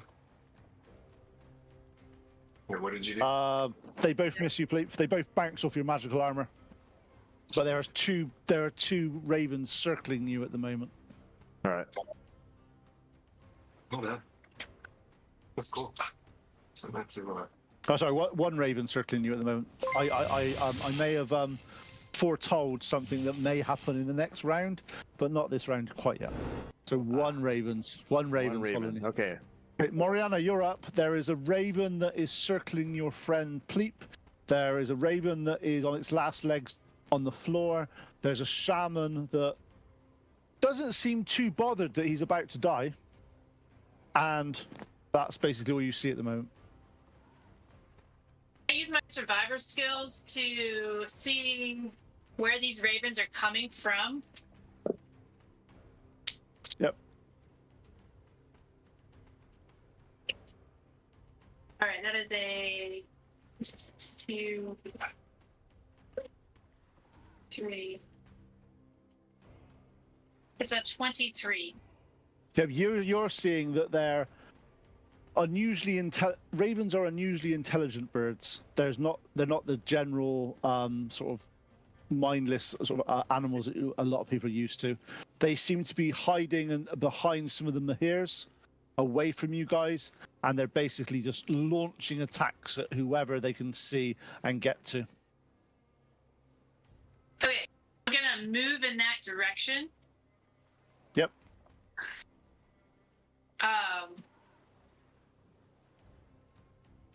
As you go in that direction, you see the bigger mahir to the right-hand side, which is the one that's the other side of Noynek in your picture. You see that there are another 2 ravens hiding behind the mahir. Okay. Roughly how far? About 25 feet away from you. From here? Like over here? Okay. I am going to moonbeam that area. Okay, cool. What do I need to roll? Good question. I haven't done this except in the video game. It's probably a wisdom saving throw, I would probably say. But it might not be. Think components, constitution of performance, everything.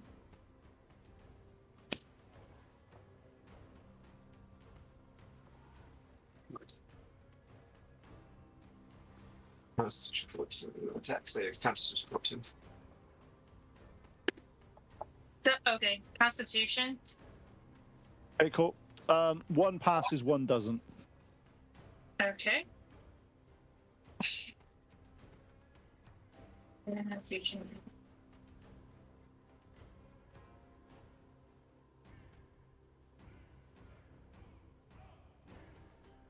Okay.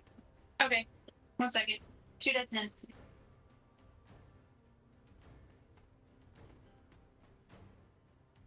So 9, 10, 11. So 11 or 5. Increases 11. Hold on. Okay, so it's 11. Is it 11 damage for the one that failed and 5 the one that passed? Yes. Cool. Correct. Okay.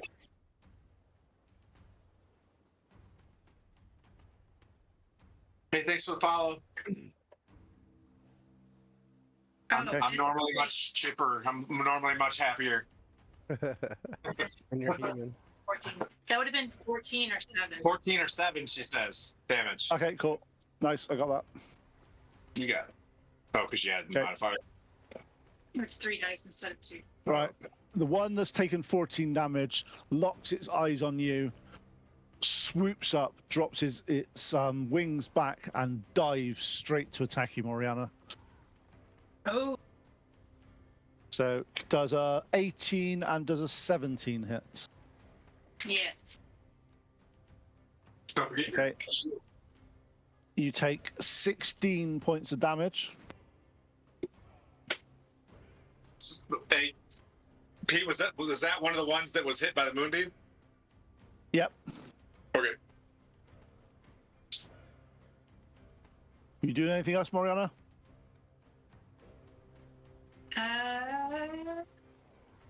Can't exactly absorb like slashing damage, so I think no. No. Okay. Just to say, obviously, this is the first time you've been hit since you've had this item. You are now able to use a reaction to activate your gem to give you Armor of Agathis. Okay. That's a whole bunch of AC, isn't it? No, it's not AC. It just gives her 15 temporary. It gives her 10 or 15 temporary hit points, and then every damage someone does, they take damage. So yeah. So if you remember how to do that, if you remember that, otherwise I'll be having to forget. So, second one, again, is looking up at this feathered god that sort of has been ruling the battlefield since this has happened, and he flies straight for Pleep. Does a 20? Oh, that was me you're talking about. Okay. Yeah. I know you're not used to this, but this is how they see you. This feathered god came down and just blown up. And how does he do that? We don't get to do that. TP Star God. All right, cool. Yeah. So does a 21 hit? Oh yeah. Okay, that is 9 points of damage as his beak pierces you. Ouch. And then does a 12 hit? Nope. Nope. Okay. And it, ping. And as I said, as May have foretold, there is two ravens now circling you as if trying to attack you. Higher up are you? About 40 feet. Oh, damn. Okay, so just so I'm aware, there's one that's fighting Zora, 2 that are swirling around Pleep, and 1 on Mariana. Yes. Okay. I should have rolled down here. Okay, back to the start of the round. Believe it or not, that was only the first round, guys. Intense. Bork, you're up. Well, that's a lot of stuff that just happened. So, let's see. The one that got the moonbeam is gonna get another. Yeah, they both moved. Which one? The one that felled the moonbeam is the one that's attacking Moriana. Right. So it's a bit more injured. Yeah. So The one that Am I holding concentration on Moonbeam? Yes. the one. Yeah, the one that got injured. Or Yep. took the biggest. Is gonna be a 17 to hit, that hits. and it takes 5 cold damage. How many? 5. 5. Okay, yep, he's still up. His wings are still beating slowly. And its speed is reduced by 10 until the end of my next turn. As a bonus action, I am going to cast Healing Word, 3rd level, pow, on Pleep. Thank you. What you got down to, please? You got down to half, 16. Oh, must try harder. You get 11 back. Jeez, thanks. 11 back, thank you. And then Okay, anything else you doing, Bork? Am I next? Am I next to the dog? Yeah, it should be. Yeah. If I can hop on the dog and run behind one of those. Yeah, for you to go on to do the Nah. dog and get on it, you'd have to do a roll. You've already done your Yeah, actions. no, and don't even worry bonus about actions. it. I will stay right here. Okay, cool. Timothy, your go. You're up. You're feeling the inner. You're feeling an inner rage try to take As over you. much as I want to kill this thing, it might be the problem, or maybe the solution to my problem. This looks. I just saw Spirit Guardians pop out. Seems like a type of dude. I'm gonna get You cast. did, Tim, just to let you know, you did. These spirit gardens were definitely more blacky and not angelic. So even if I and- wanted to, there'd be no way to persuade this guy in my mind. Is what you're saying? And I'm just letting you know that it's not the angelic. Yeah. Well, hey, maybe there's a chance for a little bit of redemption from him. I'm gonna imprison him with your Glaciate prison. He's got a DC 15 dex check to dex save, and I'm gonna look over my shoulder, wanting to kill this guy, but I wanna. Oh, he got a 14. And I'm just gonna I'm gonna yell through my helmet like I'm only doing this to try to solve what I just created. I'm sorry. And then he's frozen. Sleep, you're up. Unless you do something else, Tim. Kind of. I want to stand near him in case he somehow pops out and I gotta take off his head.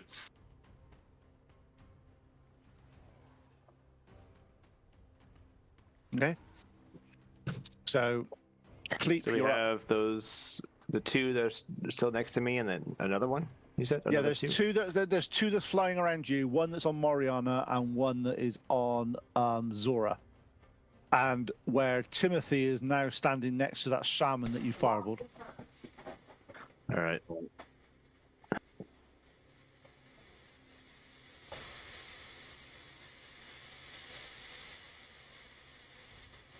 I'm gonna do. I'm gonna cast.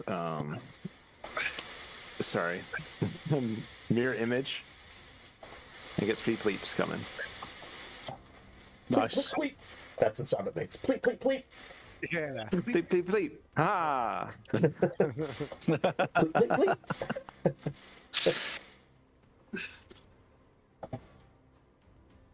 Okay. So the shaman So now. that's all I can do. The shaman is currently. He's restrained, isn't he? He is indeed. He's inside there. Shaman's on ice. He's just Right. going to his house. So you see the shaman try to sort of. You see him trying to sort of strength to break out. He doesn't. You see him look defeated. He's kind of talking there. You better get another spell slot, pal.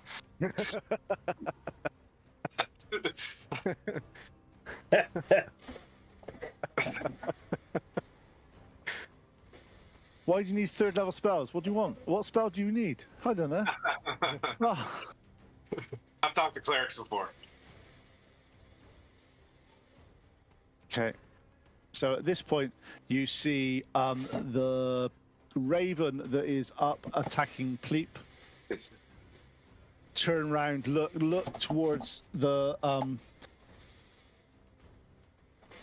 frozen barbarian shaman, and he breaks away from Pleep and dive bombs towards the frozen shaman. You Was he get within attack melee opportunity. range? You get attack opportunity. Okay.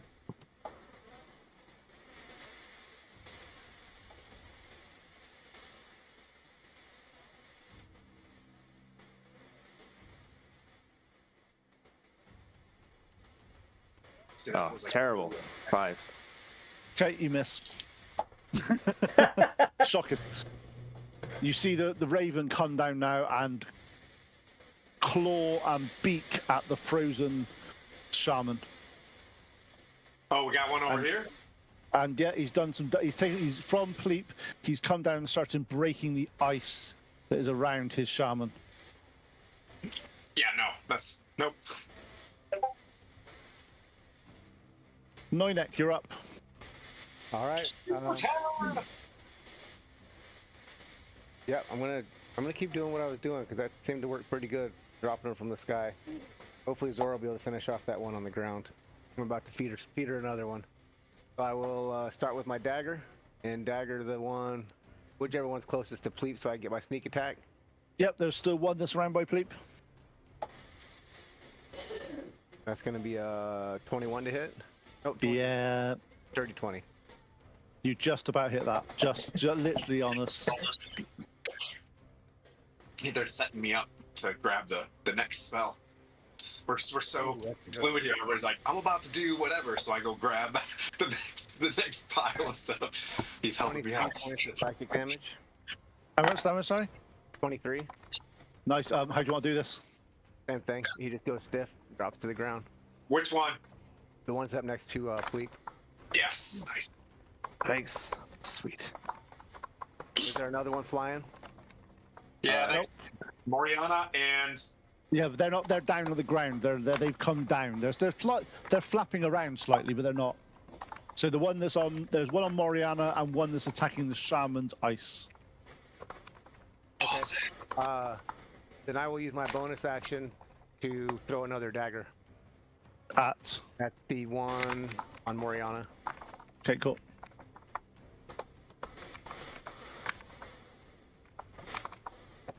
That was a 21 to hit. You hit.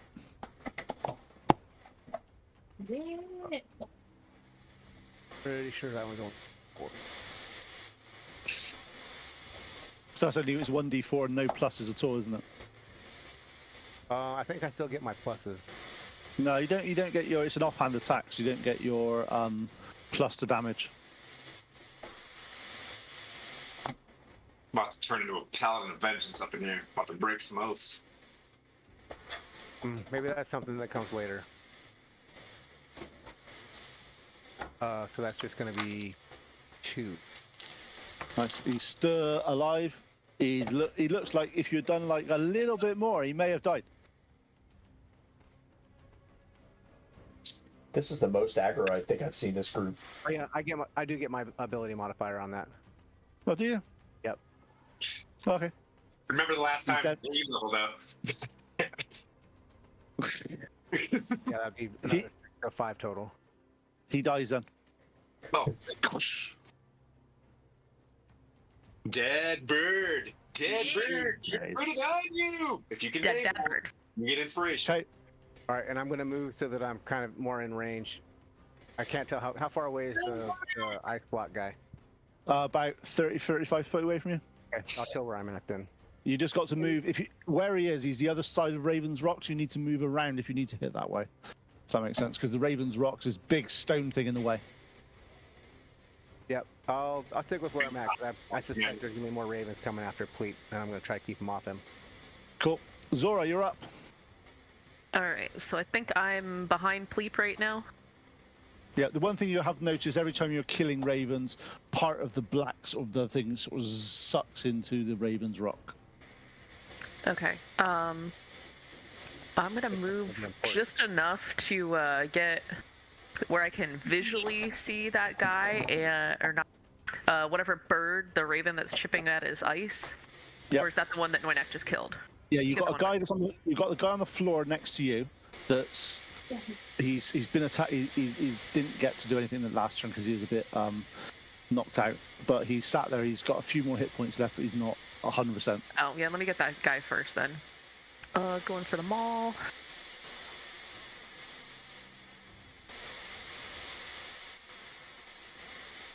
It's 24. Yeah, you squish it. What's your minimum damage you do? 2d plus d6 plus 5, so minimum would be a 7. Yeah, you completely squish it. It deaded. Squishy.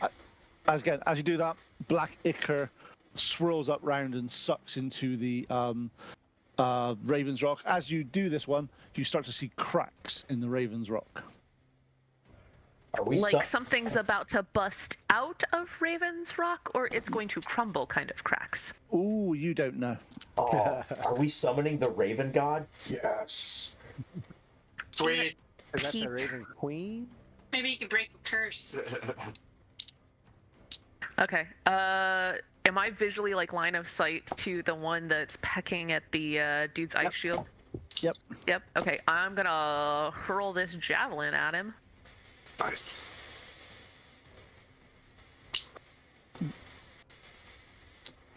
And also 24. Nice. You hit. Do some damage. 5. 5.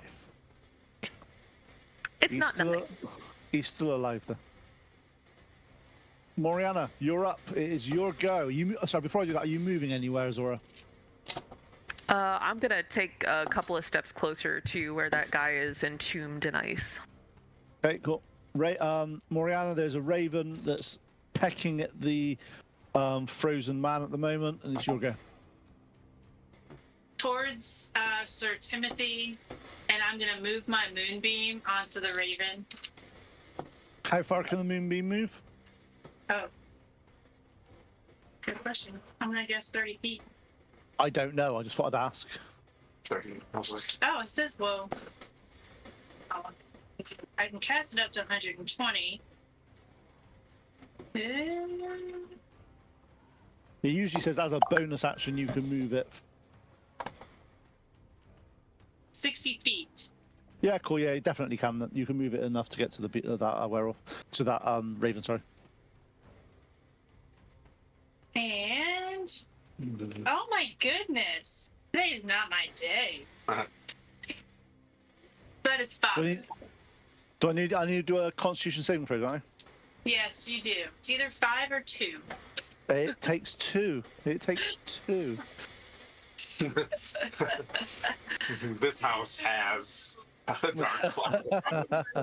This table not doing it. The raven at the end of the turn sets out a squawk, opens up its wings, and starts laying into this shaman's ice.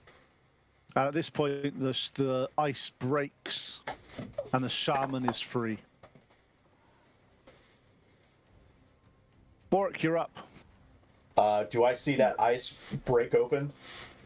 Yep, you see the ice break open, and you see the as you see the druid underneath. The shaman underneath it. You see, whereas before his runic tattoos were a dull sort of reddish color, they are now glowing blue with the power of ice. Let's see here. God, I hope this passes. Let's hope he's not.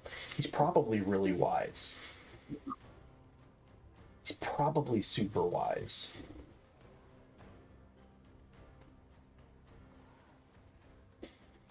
What are you doing? Maybe I'm going closer. I'm gonna give it. I'm gonna give it a He shot. may be reasonably. I'm gonna He may be give it a reasonably shot. wise. Yeah. I'm gonna give it a shot. I'm gonna run up to get within line of sight of him, probably behind one of those rocks, and cast Dissonant Whispers. Okay. Needs to make a Does wisdom. 14. Does an 18 pass? Yeah. 18 pass. So he's gonna take half of this damage. That's 5d6.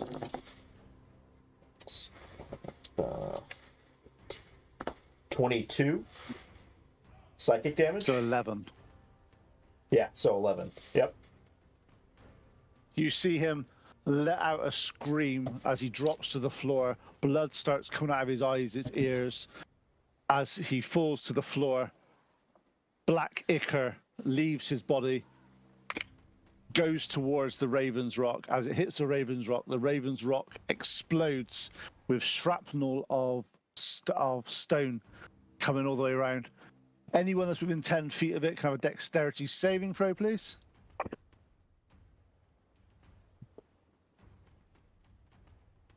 What'd you get, Tim? 8. Okay, can you take 13 points of shrapnel damage as parts of stone start flying towards you and hitting you all over and scuffing up your armor? Bad days. As you look now at the creature in front of you, you see a raven made solely of ice. And at that point, we're going to end it there. Inside the glacier? Inside the raven statue is now a raven made of solely of ice that is about to attack you. Oh. Oh. Oof. And we're gonna end it there because it's 5 to 11. Sweet. Okay. All right. Holy crap. There. Wow. That was fun. We have to remove the werewolf curse and figure out what this ice raven is. The plot thickens. Well done, guys. Yeehaw. You did not die yet. I must admit, I did not expect you to be paella sledding. Okay, that was not That on was my hilarious. That was the best thing ever. Until Tim decides to get bit. That was a great session. Maybe not for Tim, but overall, great session. Overall fun. We all leveled up and decided to just go rage, full just go ham. Well, thanks everybody for joining us today. We'll be back next week in Tribor and see what the hell happened. Sorry, I missed the rest of the session last week. So yeah, we'll see you guys next week in Tribor. Have a great night. Want to raid Distals or? Yeah, let's go raid Distal. So stick around for the raid in about 10 seconds. See you guys later. Here he comes.